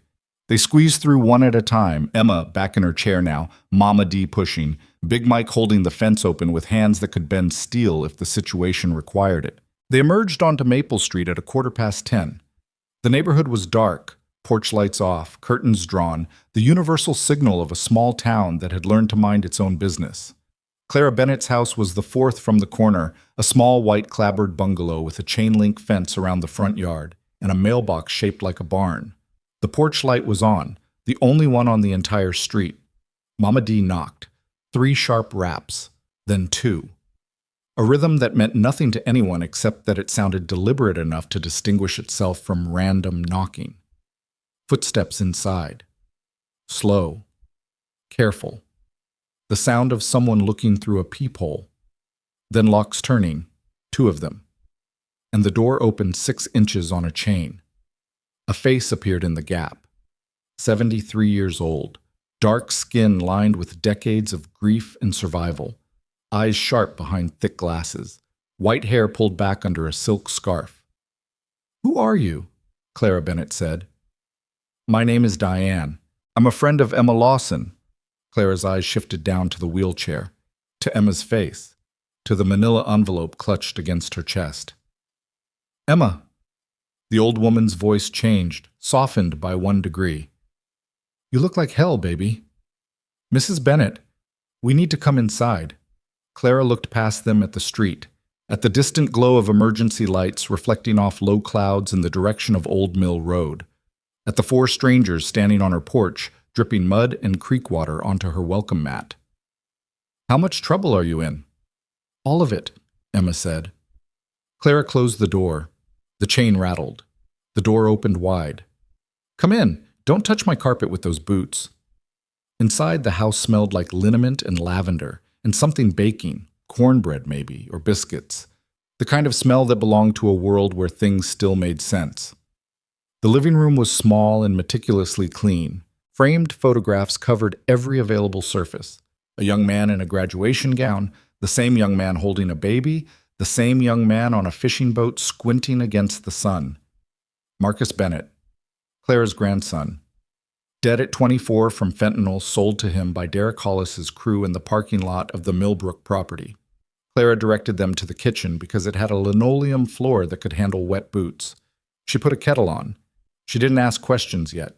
She moved with the methodical efficiency of a woman who'd been preparing for something without knowing what it was, and now that it had arrived, she intended to face it with hot water and clean cups. When they were seated, Emma at the table, Mama D beside her, Big Mike filling an entire corner of the kitchen, Hector standing by the back door with one eye on the window, Emma opened the envelope. "Mrs. Bennett, my father left documents before he died. Financial records proving that drug money has been laundered through county shell companies for years. The operation is run by Richard Hayes, protected by Sheriff Hollis, and funded through an investment fund controlled by Victoria Caldwell." Clara set a cup of tea in front of Emma. Her hand didn't shake. "I know," she said. The room went still. "You know," Emma said, "I've known about Victoria Caldwell for 2 years, since my grandson died." Clara sat down across from Emma and folded her hands on the table. Her knuckles were swollen with arthritis. Her fingers were steady. "Marcus told me things before he died, about where the pills came from, about who was really in charge. I didn't believe him at first. Nobody believes an addict. That's the tragedy of it. The people closest to the poison are the ones nobody listens to." She stood up and walked to the hallway. They heard a closet door open, a box being moved, hangers shifting. She returned carrying a shoebox held together with rubber bands. "Phone records," she said, setting it on the table. "Text messages I printed from Marcus's phone before the police confiscated it. Screenshots of conversations between Marcus and his dealer, a man named Travis who works for Derek Hollis. Receipts from a prepaid debit card Marcus found in Travis's car, a card registered to Millbrook Holdings." She removed the rubber bands and opened the box. Inside were stacks of printed pages, handwritten notes, photographs taken from car windows of license plates and faces. Medical examiner's preliminary report before it was amended to remove the toxicology details. The original listed fentanyl concentration levels consistent with a deliberately lethal dose. The amended version, the one the county released, called it accidental. Mama D leaned forward. "Where did you get the original report?" "A nurse at the hospital, a woman who knew Marcus since he was born. She made a copy before the sheriff's office collected the originals." Clara's voice was even, controlled, but underneath it ran a current of fury so old and so deep it had become geological. Bedrock rage. "I've been collecting this for 2 years, waiting for someone who could do something with it. I went to the newspaper. They said they couldn't verify it. I went to the county council. They said it was a police matter. I went to the police and Deputy Cross told me I was a grieving old woman who needed to accept my grandson's death and move on." "Cross said the same thing to me," Emma said. "Cross says that to everyone. That's his job. He's not stupid. He's bought." Big Mike shifted in his corner. His knee clicked. "Mrs. Bennett, do you have everything organized? Dates, names, connections?" Clara looked at him with the expression of a woman who'd been organizing evidence since before he was born. "Young man, I was a paralegal for 31 years. Everything in that box is indexed, cross-referenced, and dated. I may be 73, but I am not a fool." Mama D pulled the box toward her and began going through its contents alongside Tom Lawson's documents. 2 separate investigations, one by a county auditor who died for what he found, one by a grandmother nobody believed, converging on the same workbench-sized kitchen table under the same buzzing fluorescent light. The pieces were beginning to interlock, financial records showing money flow from drug sales through shell companies to Caldwell's investment fund. Physical evidence connecting Derek Hollis's crew to overdose deaths. Medical records proving cover-ups, text messages linking distribution networks to named individuals. "This is enough," Mama D said quietly. "Combined, this is enough." "Enough for what?" Hector asked from the back door. "Enough for the state police, not local, state. Hollis owns the county, and Caldwell may own politicians, but she doesn't own the Tennessee Bureau of Investigation. Not all of it. Not the career agents who live on cases like this." "How do we get it to them?" Emma asked. "I know someone," Mama D said. The words came out carefully, weighted. "A woman I served with. She's a field supervisor with the TBI now. We haven't spoken in years, but she owes me a debt that doesn't expire." "Can you trust her?" "I trusted her with my life in a place worse than this. Yes, I can trust her." Emma nodded. Then she looked at the kitchen clock on the wall. 10:47 p.m. Stone and Tex had been at the garage for over an hour with a fleet of patrol cars and black SUVs closing in. "We need to know what happened to Stone," she said. Big Mike pulled out his phone, a prepaid burner he'd picked up at a gas station on the ride into Tennessee. No calls, no messages. He dialed Stone's number. It rang 8 times and went to a voicemail that had never been set up. He dialed Tex. Same result. "Nothing," he said. "Try again." "Emma, try again." He dialed both numbers twice more. Nothing. Emma's hands were gripping the table edge so hard the wood creaked. She stared at the phone in Big Mike's hand like it was a window into a room she couldn't reach. The envelope sat in front of her. Clara's shoebox sat beside it. The combined evidence of years of corruption and murder spread across a kitchen table in a 73-year-old woman's house, while somewhere across town, the only man willing to stand between Emma and the people who killed her parents was either in handcuffs or worse. "He said to tell you something," she said to the room, "before we left. He said to tell me about Lily, the real version. He said it to Tex." Nobody spoke. "What did he mean?" Mama D and Big Mike exchanged a look, a long one. The kind of look that contains years of shared silence around a shared secret that neither of them wanted to open. "Diane," Emma said, "what did he mean?"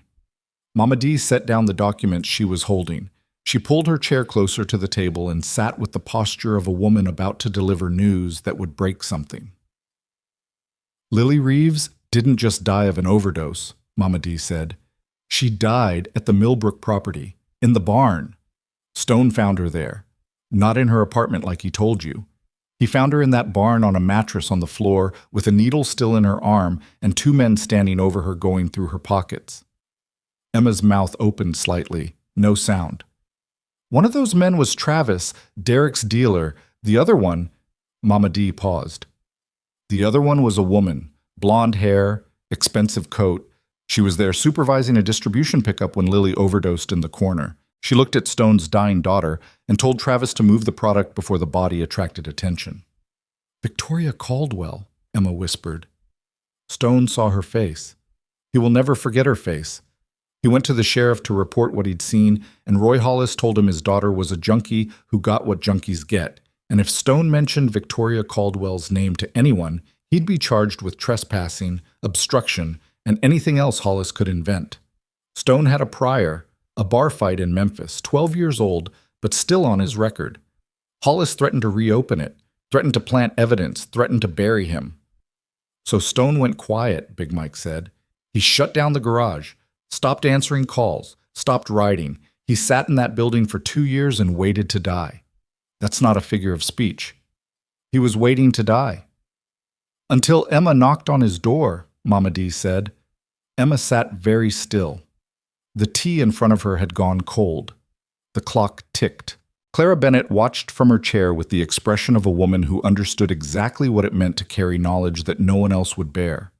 "He's not buying us time," Emma said. Her voice was flat, the flatness of certainty. "He's going after her. He's going after Caldwell. Emma, think about it. He sends us away with the documents. He stays behind.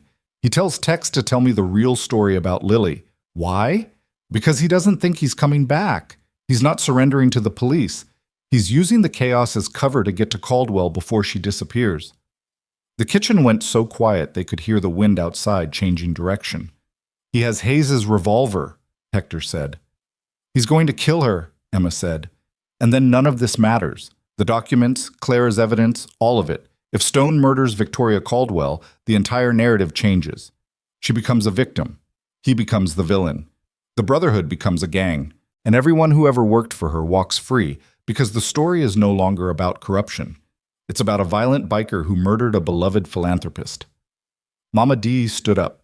Her chair scraped against the linoleum. Her face had shifted from patient strategist to something harder, something that recognized a countdown. "How long?" she asked. "From the garage to Caldwell's estate? 20 minutes if he takes back roads, less if he takes the highway and doesn't care about being seen." Emma looked at the clock. "We left the garage an hour and 15 minutes ago." "Then he's already there. Or almost there." Big Mike was already moving toward the door. "I'll take my bike. Caldwell's place is on River Ridge Road. The big white house on the hill. I can be there in 10. And do what? Mama D asked. Tackle him. He's made his decision. His decision puts everyone in this room at risk. If he pulls that trigger, Clara's evidence becomes inadmissible because it'll be associated with a murder investigation involving our people. Everything Tom Lawson died for disappears. Mike's right, Emma said. She was wheeling toward the door. We have to stop him. Not for Caldwell. She deserves whatever's coming, but for my parents, for Marcus Bennett, for Lily, for every person this network has destroyed. If Stone kills her, the system wins. The system always wins when the people fighting it become the story instead of the crime. She stopped at the front door and turned to face them all. Mama D, Big Mike, Hector, Clara standing in the kitchen doorway with her hands clasped in front of her. Diane, call your TBI contact right now. Tell her everything. Tell her we have documents proving a multi-year drug laundering operation run through county infrastructure and funded by Victoria Caldwell. Tell her the sheriff's department is compromised and responding to a false report at a garage on Old Mill Road to cover up a raid on evidence. Tell her to send agents to Caldwell's estate immediately. And tell her, her voice caught. She swallowed. Tell her there may be a man with a gun already inside. Mama D pulled out her phone. She looked at it for a long moment, at the screen, at the contact she hadn't dialed in years, at the bridge she was about to cross that couldn't be uncrossed. Then she dialed. It rang 3 times. Janet, it's Diane Coursey. A pause. Yeah, it's been a while. Listen to me carefully. I don't have time for small talk and neither do you. While Mama D talked, Big Mike was already outside, his Harley roaring to life in the dark, the engine shattering the neighborhood's silence like a bomb. He kicked it into gear and tore down Maple Street, the taillight shrinking into the rain. Hector looked at Emma. What about you? I'm going too.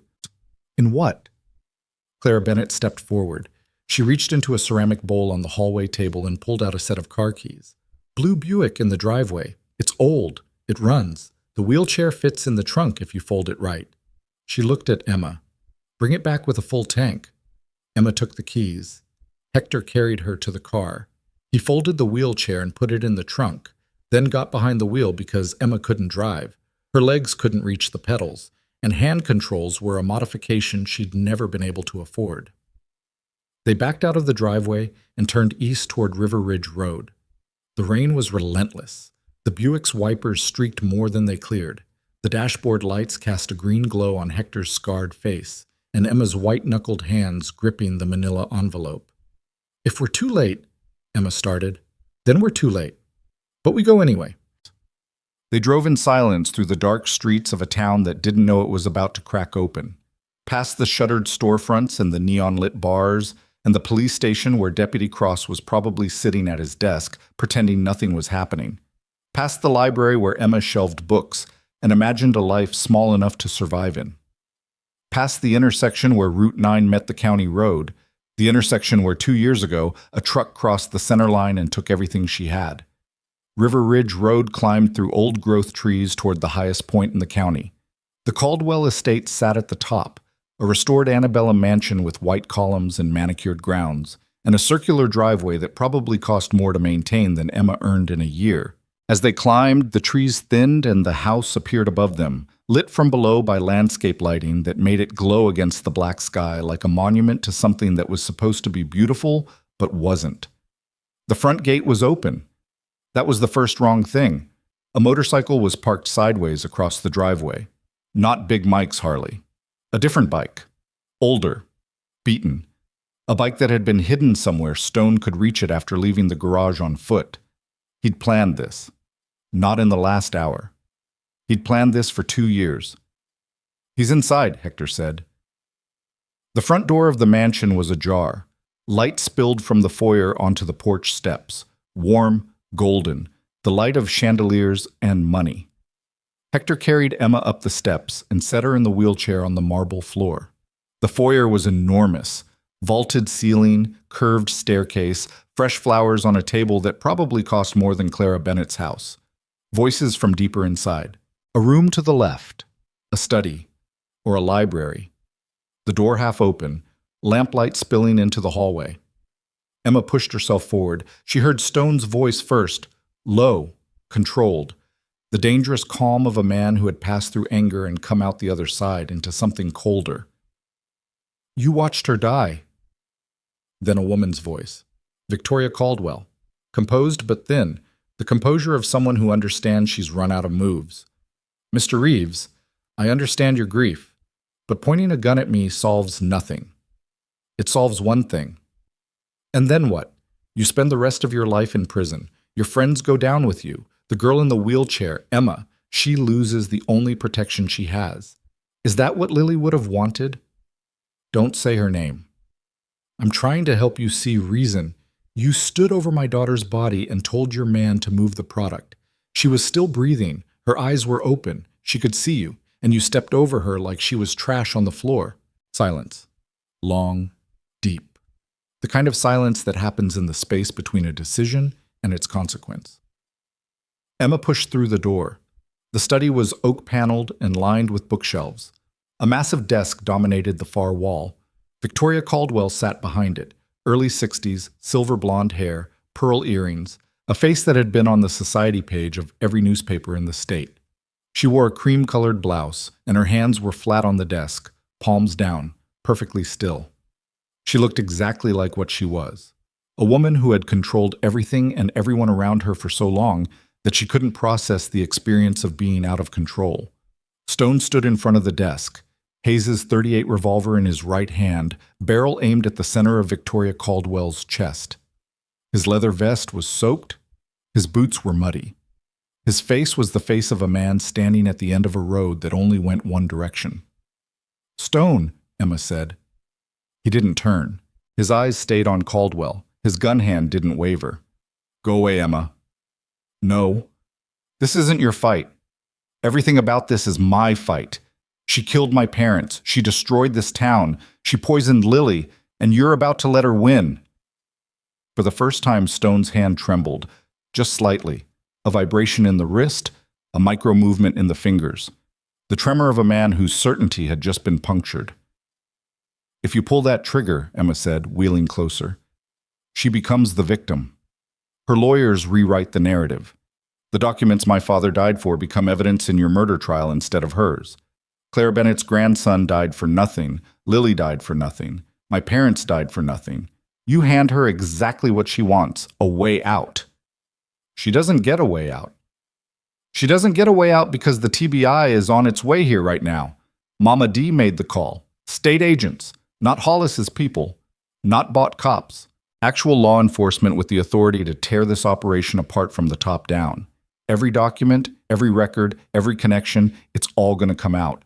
She's going to spend the rest of her life in a cell, and she's going to know every single day that the daughter of the man she killed and the father of the girl she let die are the ones who put her there." Caldwell's eyes moved from Stone to Emma. Something shifted in her expression, a recalculation. She saw the envelope in Emma's lap. She saw the wheelchair. She saw the cut above Emma's eyebrow and the dark circles under her eyes, and the absolute immovable resolve of a 25-year-old woman who had lost everything and turned the wreckage into a weapon. "Your father was a stubborn man too," Caldwell said quietly. "My father was right," Emma said. "And you killed him for it, but you didn't kill what he left behind." Headlights swept through the study windows. Multiple vehicles. Emma heard car doors opening. Boots on gravel, radio chatter, the sound of authority arriving, not county authority, not bought authority, but the kind that traveled with badges and warrants and the weight of a state behind it. Big Mike's voice from the foyer, "Stone! They're here! TBI! 6 vehicles! It's over!" Stone's arm was still extended. The revolver still pointed at Caldwell's chest. His finger was on the trigger. The distance between pulling it and not pulling it was measured in millimeters and in years. Years of finding his daughter on a barn floor, years of silence, years of letting the world rot because fighting it hurt too much and not fighting it hurt worse. "Stone," Emma's voice, quiet now, almost gentle. "Put it down, please, for Lily." His eyes finally left Caldwell and found Emma's face. What he saw there, whatever he saw, traveled through him like a current.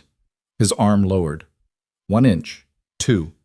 The barrel dropped from Caldwell's chest to the desk, from the desk to the floor. He set the gun on the edge of the desk, stepped back. His hands were shaking now, both of them, the full-body tremor of a man releasing something he'd been holding for so long it had become part of his skeleton. Victoria Caldwell didn't move. She sat behind her desk with her hands flat on the surface and her face perfectly composed, watching everything she'd built collapse around her with the expression of a woman who had always known this moment would come and had simply been waiting to see what shape it took. The study door opened. TBI agents in tactical gear filled the doorway, vests, sidearms, flashlights. Behind them, a woman in a dark jacket with a badge on her belt and the bearing of someone who'd driven 90 miles in the rain because a phone call from the past told her something mattered. "Victoria Caldwell," the woman said. "I'm Special Agent Janet Torres with the Tennessee Bureau of Investigation. You are under arrest." Caldwell looked at the agents, at the guns, at the warrants. Then she looked at Emma. "You think this ends here?" Caldwell said. Her voice was ice. "You think arresting me stops anything? I built this over 20 years. I know every name, every judge, every account, every person who ever took my money and looked the other way. If I go down, I take half this state with me." "Then half this state goes down," Emma said. Agents moved forward. Handcuffs clicked around Victoria Caldwell's wrists, the sound precise, metallic, final.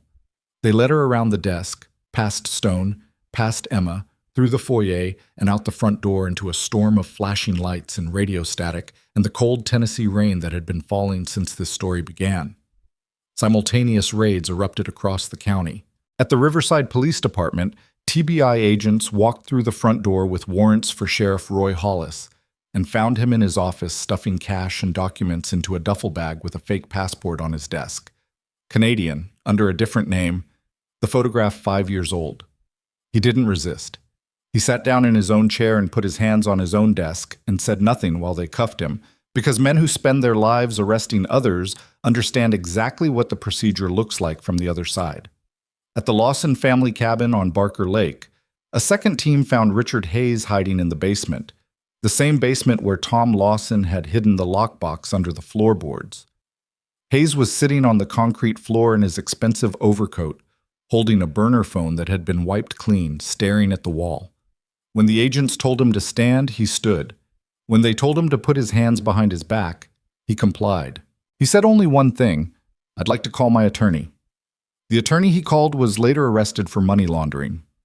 At the Millbrook property, a third team secured the barn where Lily Reeves died, and Marcus Bennett died, and at least 3 other people died whose names hadn't made the news because their deaths had been filed under accidental overdose by a medical examiner who owed his appointment to Sheriff Hollis.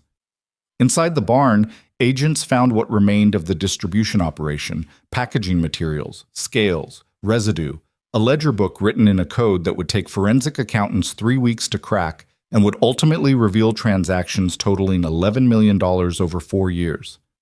Derek Hollis was arrested at a gas station on Interstate 40, 40 miles east of Riverside, driving a stolen pickup truck with $14,000 in cash and 2 handguns under the passenger seat.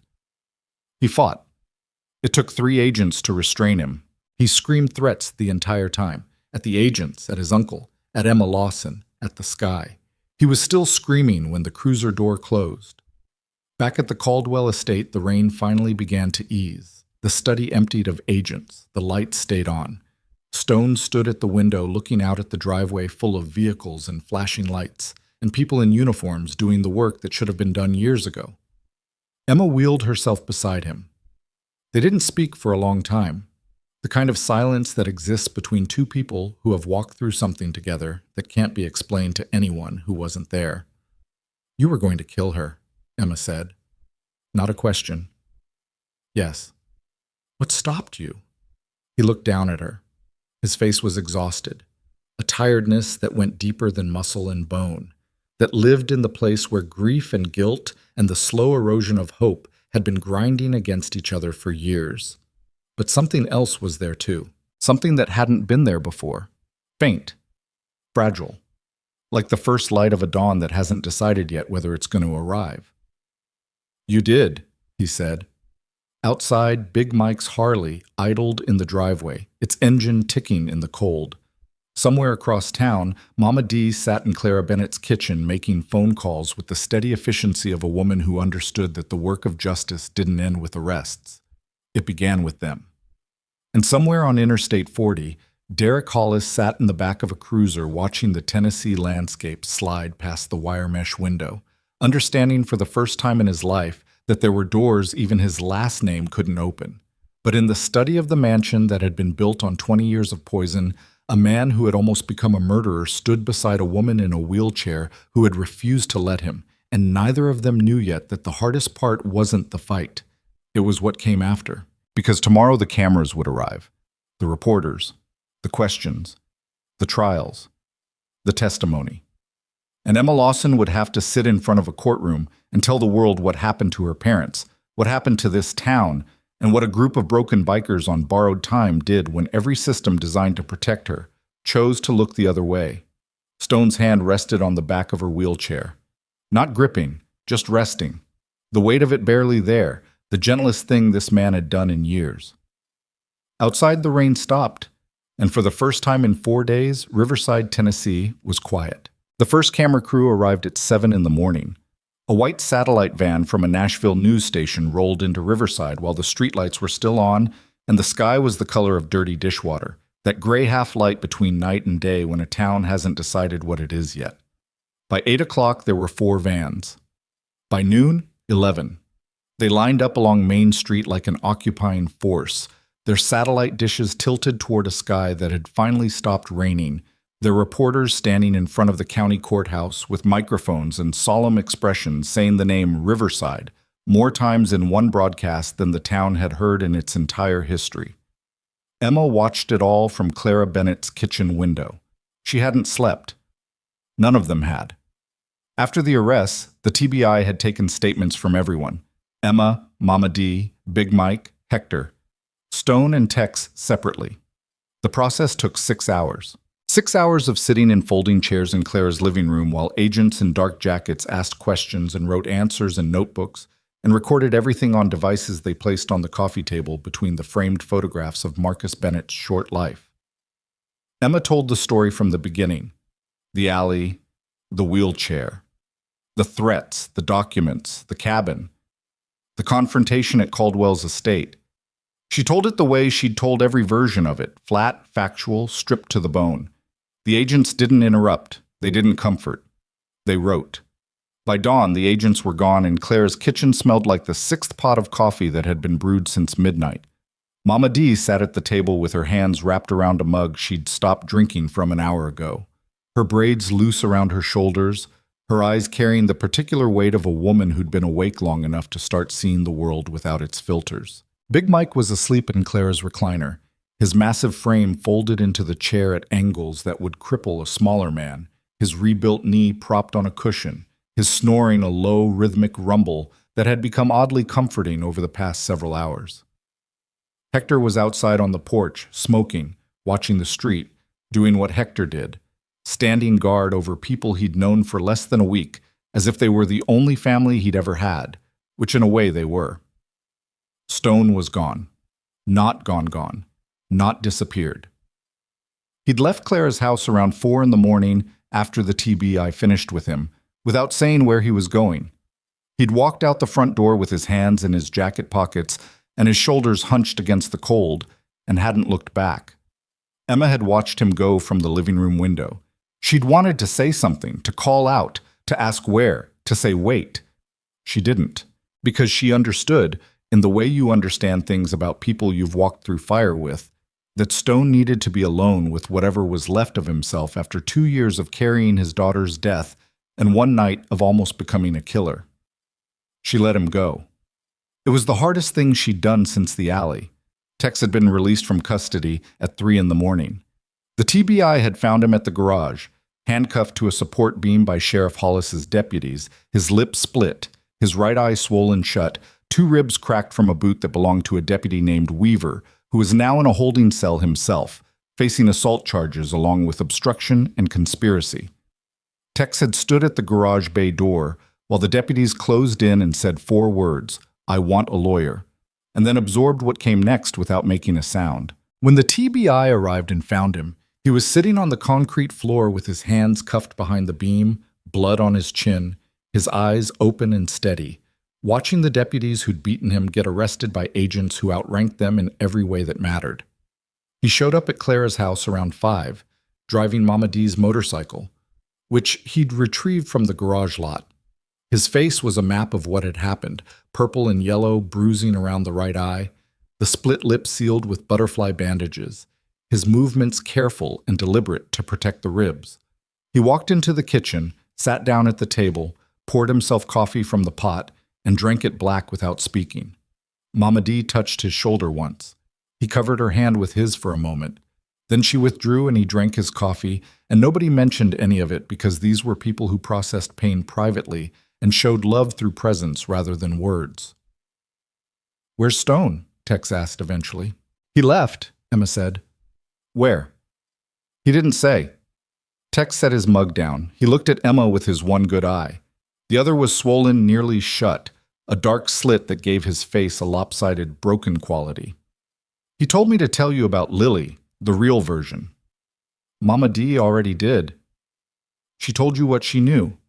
"I know the rest." Emma wheeled closer to the table.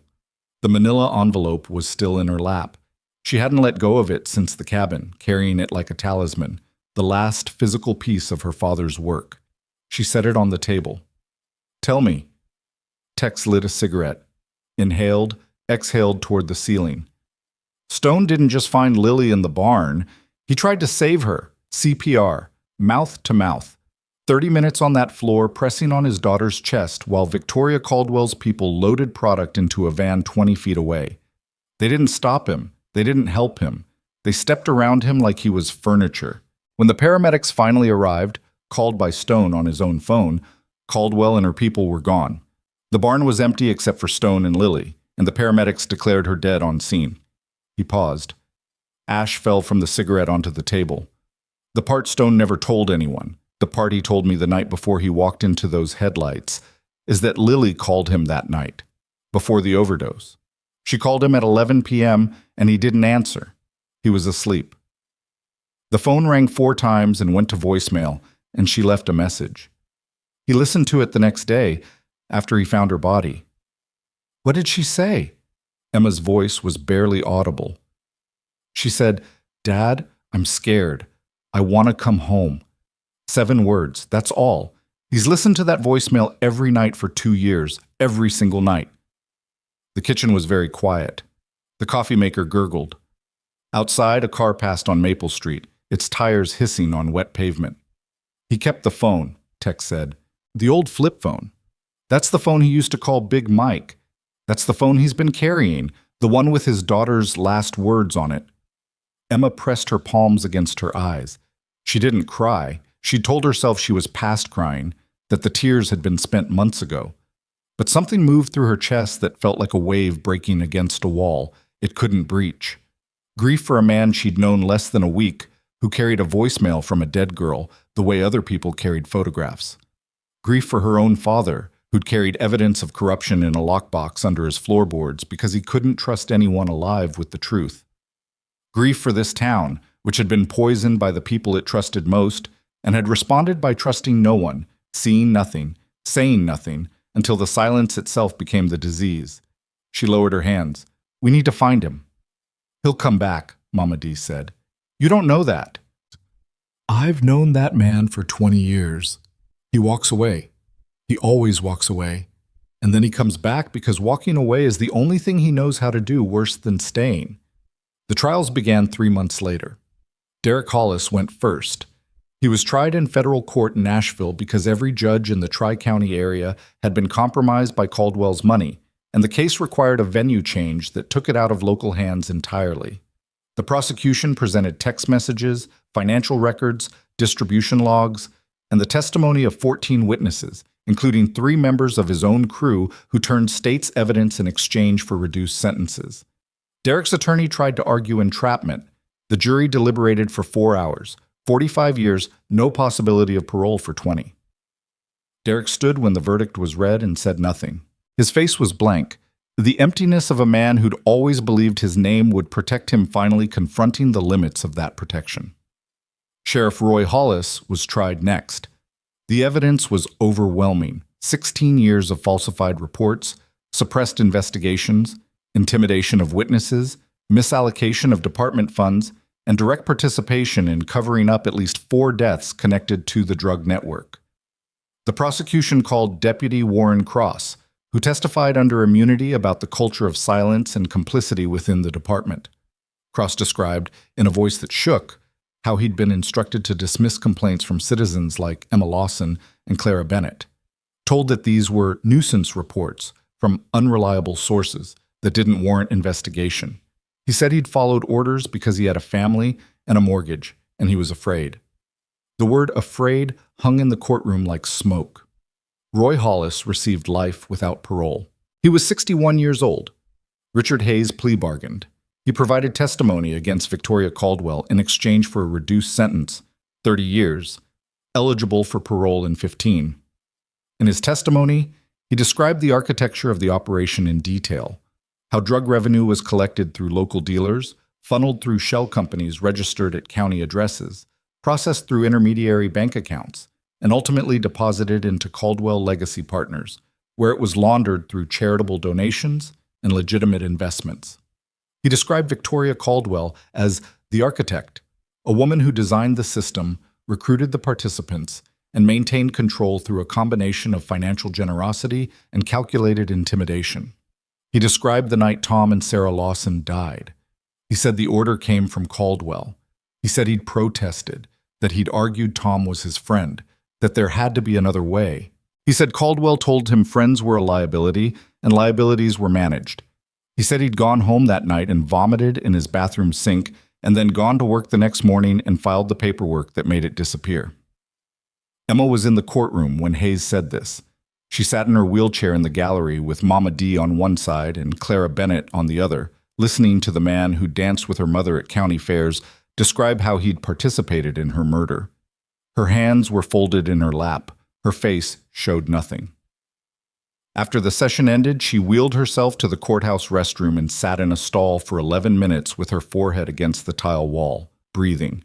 She didn't cry. She had decided somewhere during these months that crying was a luxury reserved for people who'd finished fighting, and she wasn't finished. Victoria Caldwell's trial was the longest, 5 weeks. National media. The prosecution built its case layer by layer. Tom Lawson's documents providing the financial skeleton, Claire Bennett's evidence providing the human cost, Hayes' testimony providing the narrative, and forensic accounting experts translating the numbers into a story the jury could follow. Caldwell's defense team, 4 attorneys from the most expensive firm in Tennessee, argued that she was a passive investor who didn't know how her funds' returns were generated. They painted her as a philanthropist duped by criminal associates. They put character witnesses on the stand, hospital administrators, school board members, community leaders, who testified to her generosity and decency. Then the prosecution called Stone. He walked into the courtroom in a suit that didn't fit him right, too tight across the shoulders. The tie knotted with the concentration of a man who hadn't worn one in a decade. He sat in the witness chair and looked at Victoria Caldwell across the courtroom. She looked back. 2 people who'd met on the worst night of both their lives, standing on opposite sides of a line that had been drawn in a barn on a filthy mattress where a 19-year-old girl stopped breathing. The prosecutor asked him to describe what he saw on the night his daughter died. Stone spoke for 27 minutes. He described the barn, the mattress, the needle, Lily's face, the 2 men going through her pockets, the woman in the expensive coat, the words she said, "Move the product before the body attracts attention." He described performing CPR on his daughter while drug inventory was loaded into a vehicle behind him. He described the sound of the van doors closing.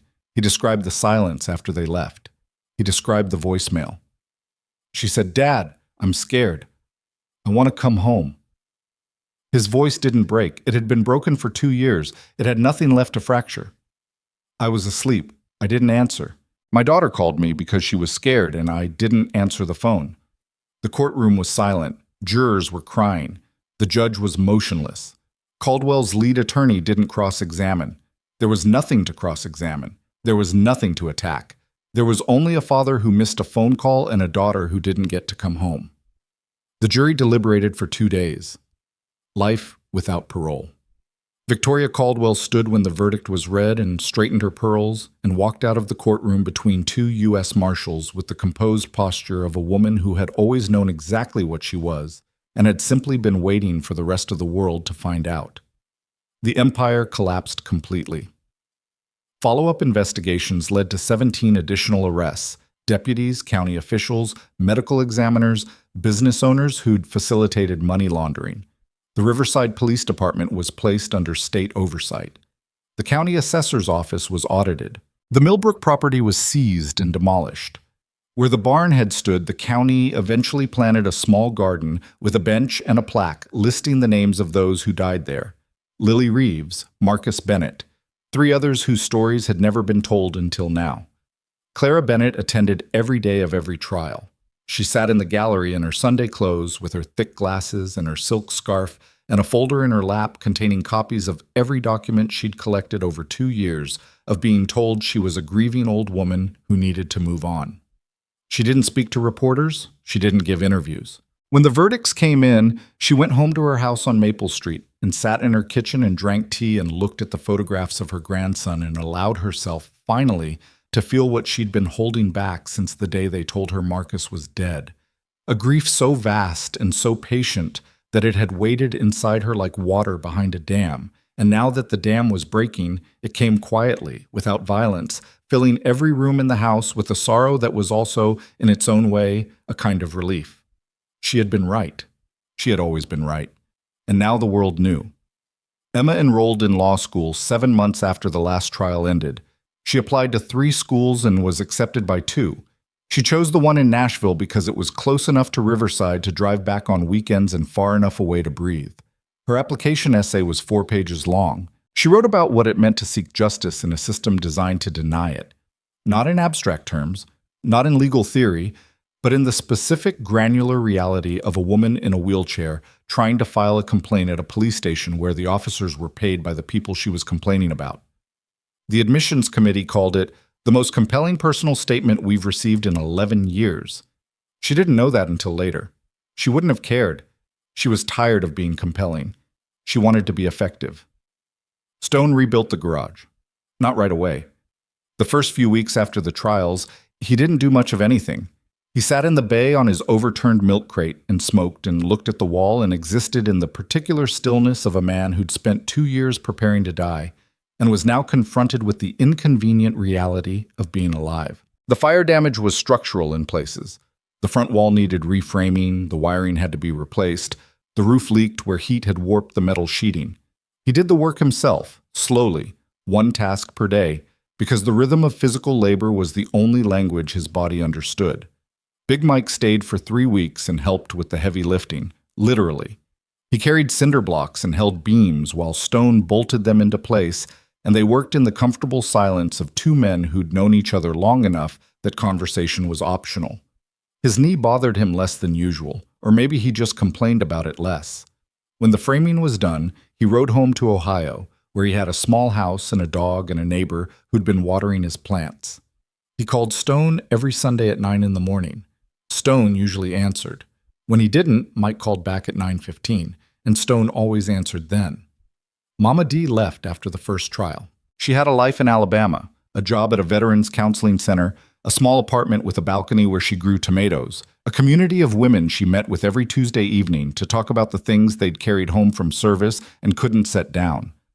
Before she left, she sat with Emma in Clara's kitchen and gave her a phone number written on a napkin. "That's my personal line," she said, "not the one I give to clients, not the one I give to friends, the one I give to family."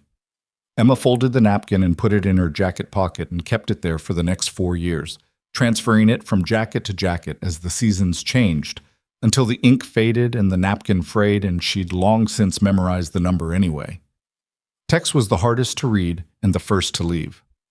He rode out of Riverside the morning after the TBI took their statements, his cracked ribs taped, his swollen eye half open, a cigarette between his bruised lips. He didn't say goodbye. He said, "Gas money, Stone. You owe me gas money." And then he was gone, heading south on a highway that stretched toward a horizon he'd been chasing his entire life. He sent a postcard from Amarillo 3 weeks later. It said, "Not a local beef. You were right. I was wrong. Don't let it go to your head." Stone pinned it to the pegboard above his workbench and never took it down. Hector disappeared the way Hector did everything, quietly, efficiently, without ceremony. He packed his duffel, wiped his laptop, shook hands with everyone, and rode west. Emma heard later, through Mama D, who heard through Mike, who heard through a network of people who kept track of each other without admitting they kept track of each other, that Hector had gotten a job doing IT security for a trucking company in Reno. Legal work, clean work, the kind of work that used the skills he'd taught himself in a prison library for purposes that wouldn't send him back. On a Tuesday morning in late March, 6 months after the trials ended, Emma drove to Riverside from Nashville in a used Honda Civic she'd bought with financial aid money and parked in the gravel lot of Reeves Auto. The sign had been repainted, still hand-lettered, still crooked, but fresh. The bay doors were open. Inside, Stone was working on a transmission, his hands black with grease, a cigarette in the ashtray beside him, a country station playing low on the radio. He looked up when she rolled through the door. He didn't smile. Stone didn't smile. But something in his face shifted, the way a landscape shifts when the light changes. A softening that wasn't soft, a recognition that went deeper than greeting. "Coffee's on," he said. "I know, I can smell it from the parking lot." "That's because I make it strong enough to dissolve metal. You want some?" "Please." He poured her a cup and a mug that said "World's Okayest Mechanic," a gift from Big Mike that Stone would never admit he appreciated. She took it and wrapped both hands around it and sat in the bay while the March wind pushed through the open doors, carrying the first warmth of a season that was finally changing. "I visited my parents this morning," she said, "at the cemetery." Stone set down his wrench. He wiped his hands on a rag and leaned against the workbench. "I told them about the trials, about the sentences, about Hayes' testimony." She sipped the coffee. It was terrible. She drank it anyway. "I told them about you." "What'd you say?" "I said a man who fixes transmissions for a living fixed something bigger than he meant to." He looked at her for a long time. The fluorescent light buzzed. The radio played a song about highways and loss that neither of them listened to. "I went to the garden," he said, "where the barn was. They put Lily's name on the plaque." "I know. I was there when they installed it. I sat on that bench for about an hour. Didn't feel anything at first. Then I felt everything at once, like a dam breaking." He picked up the rag again, folded it, unfolded it, the restless hands of a man who didn't know what to do when he wasn't working. "I deleted the voicemail." Emma looked at him. 2 years I listened to it every night. Her voice, 7 words. I thought if I stopped listening, I'd lose her. But I wasn't keeping her. I was keeping the worst moment of her life on repeat. She deserved better than that. She deserved to be remembered for more than a phone call I didn't answer. He set the rag down. His hands were still. "I remember her laugh now. I couldn't before. The voicemail was so loud it drowned everything else out. Now I hear her laugh. She had this laugh. Big, ridiculous, way too loud for a girl her size. She'd laugh at stupid things, bad jokes, dogs wearing hats. She'd laugh until she couldn't breathe." He paused. "That's the version I want to keep." Emma reached out and put her hand on his forearm. He didn't pull away. He didn't lean in. He let her hand rest there on the grease-stained skin above his wrist, and they stayed like that for a while. Two people who'd lost everything finding out what it felt like to stop losing. Clara Bennett sold her house on Maple Street 18 months later and moved into a senior living community in Nashville, closer to her remaining family, a daughter in Brentwood, 2 great-grandchildren she saw every weekend. Before she left Riverside, she boxed up every document, every photograph, every piece of evidence she'd collected, and donated it to the county library's new archive, a collection dedicated to preserving the truth about what had happened in Riverside so that no future generation could pretend it hadn't. The archive was named the Marcus Bennett Memorial Collection. Emma helped catalog it over 2 weekends, sitting in the library where she used to shelve books for $11 an hour, organizing the records of a corruption empire that had been dismantled by a grandmother with a shoebox and a paralegal's training. Gerald, the head librarian who'd never once offered Emma a ride home, Resigned 3 months after the trials when it came out that he'd been receiving annual donations from Caldwell Legacy Partners in exchange for limiting public access to county records. He was not charged. He moved to Georgia. Nobody missed him. Deputy Warren Cross kept his job under the new administration, a state-appointed interim sheriff who cleaned house with the methodical thoroughness of a surgeon removing a tumor. Cross became a different officer under different leadership, or maybe he became the officer he'd always wanted to be but couldn't under a sheriff who'd turned the badge into a business card. He never apologized to Emma directly. One evening, about a year after the trials, she found an envelope in her Nashville mailbox with no return address. Inside was a handwritten note. "You were right. I was wrong. I'm sorry I wasn't braver." She kept it in her desk drawer. She never responded. Some apologies are received, not answered. 3 years later, Emma Lawson graduated from law school. She did not graduate at the top of her class. She graduated in the middle because she'd spent more time in legal clinics working real cases for real people than she had studying for exams, and she considered that a fair trade. Her first job was with a nonprofit in Nashville that specialized in representing people whose complaints had been dismissed by local law enforcement. People like her, people like Clara, people who'd been told they were imagining things by officers who knew exactly what was real and chose to look away. She was good at the work, not because she was brilliant, though she was, but because she understood in a way that couldn't be taught in a classroom what it felt like to sit in a wheelchair in a police station and be told that your fear didn't matter. She carried that understanding into every case. It made her relentless. It made her effective. It made her the kind of attorney that other attorneys warned their clients about in tones that mixed respect with something close to fear.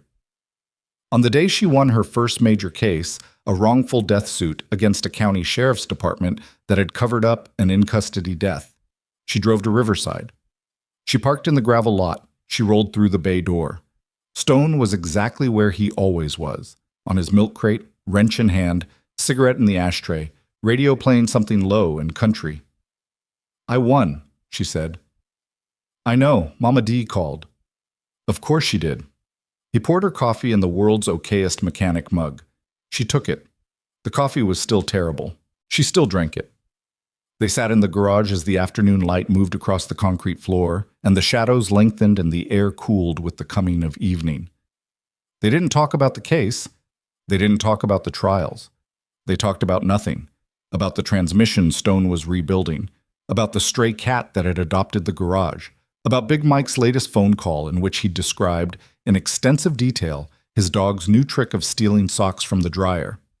These were the conversations that mattered, not the dramatic ones, not the confrontations or the confessions or the midnight phone calls that summoned ghosts across state lines.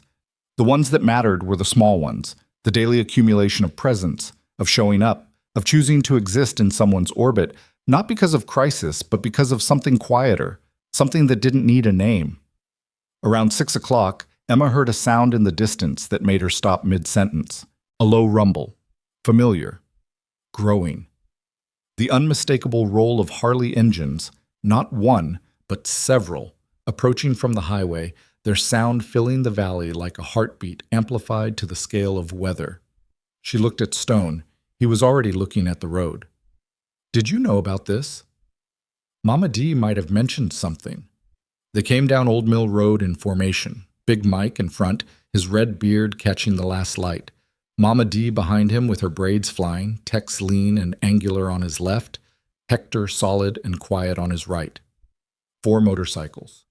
4 people who'd answered a phone call in the middle of the night and driven through rain to protect a stranger because a man they trusted asked them to, and who came back now, years later, not because anyone was in danger, but because someone they loved had won a battle that started in a dark alley on a rainy night in a town that tried to swallow her whole.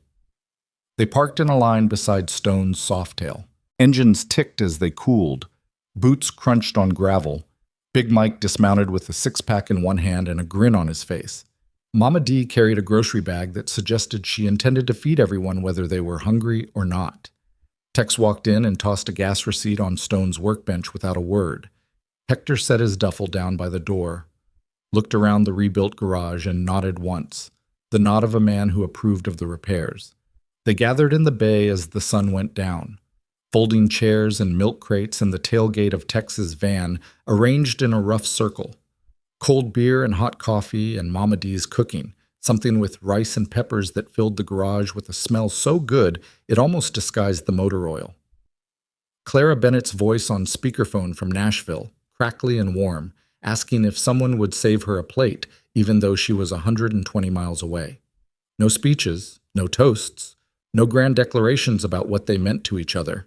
Just people eating and talking and sitting together in a space that had been burned and rebuilt, the way all of them had been burned and rebuilt, each in their own way, each carrying scars that would never fully fade, but had stopped bleeding long enough to let something new grow over them.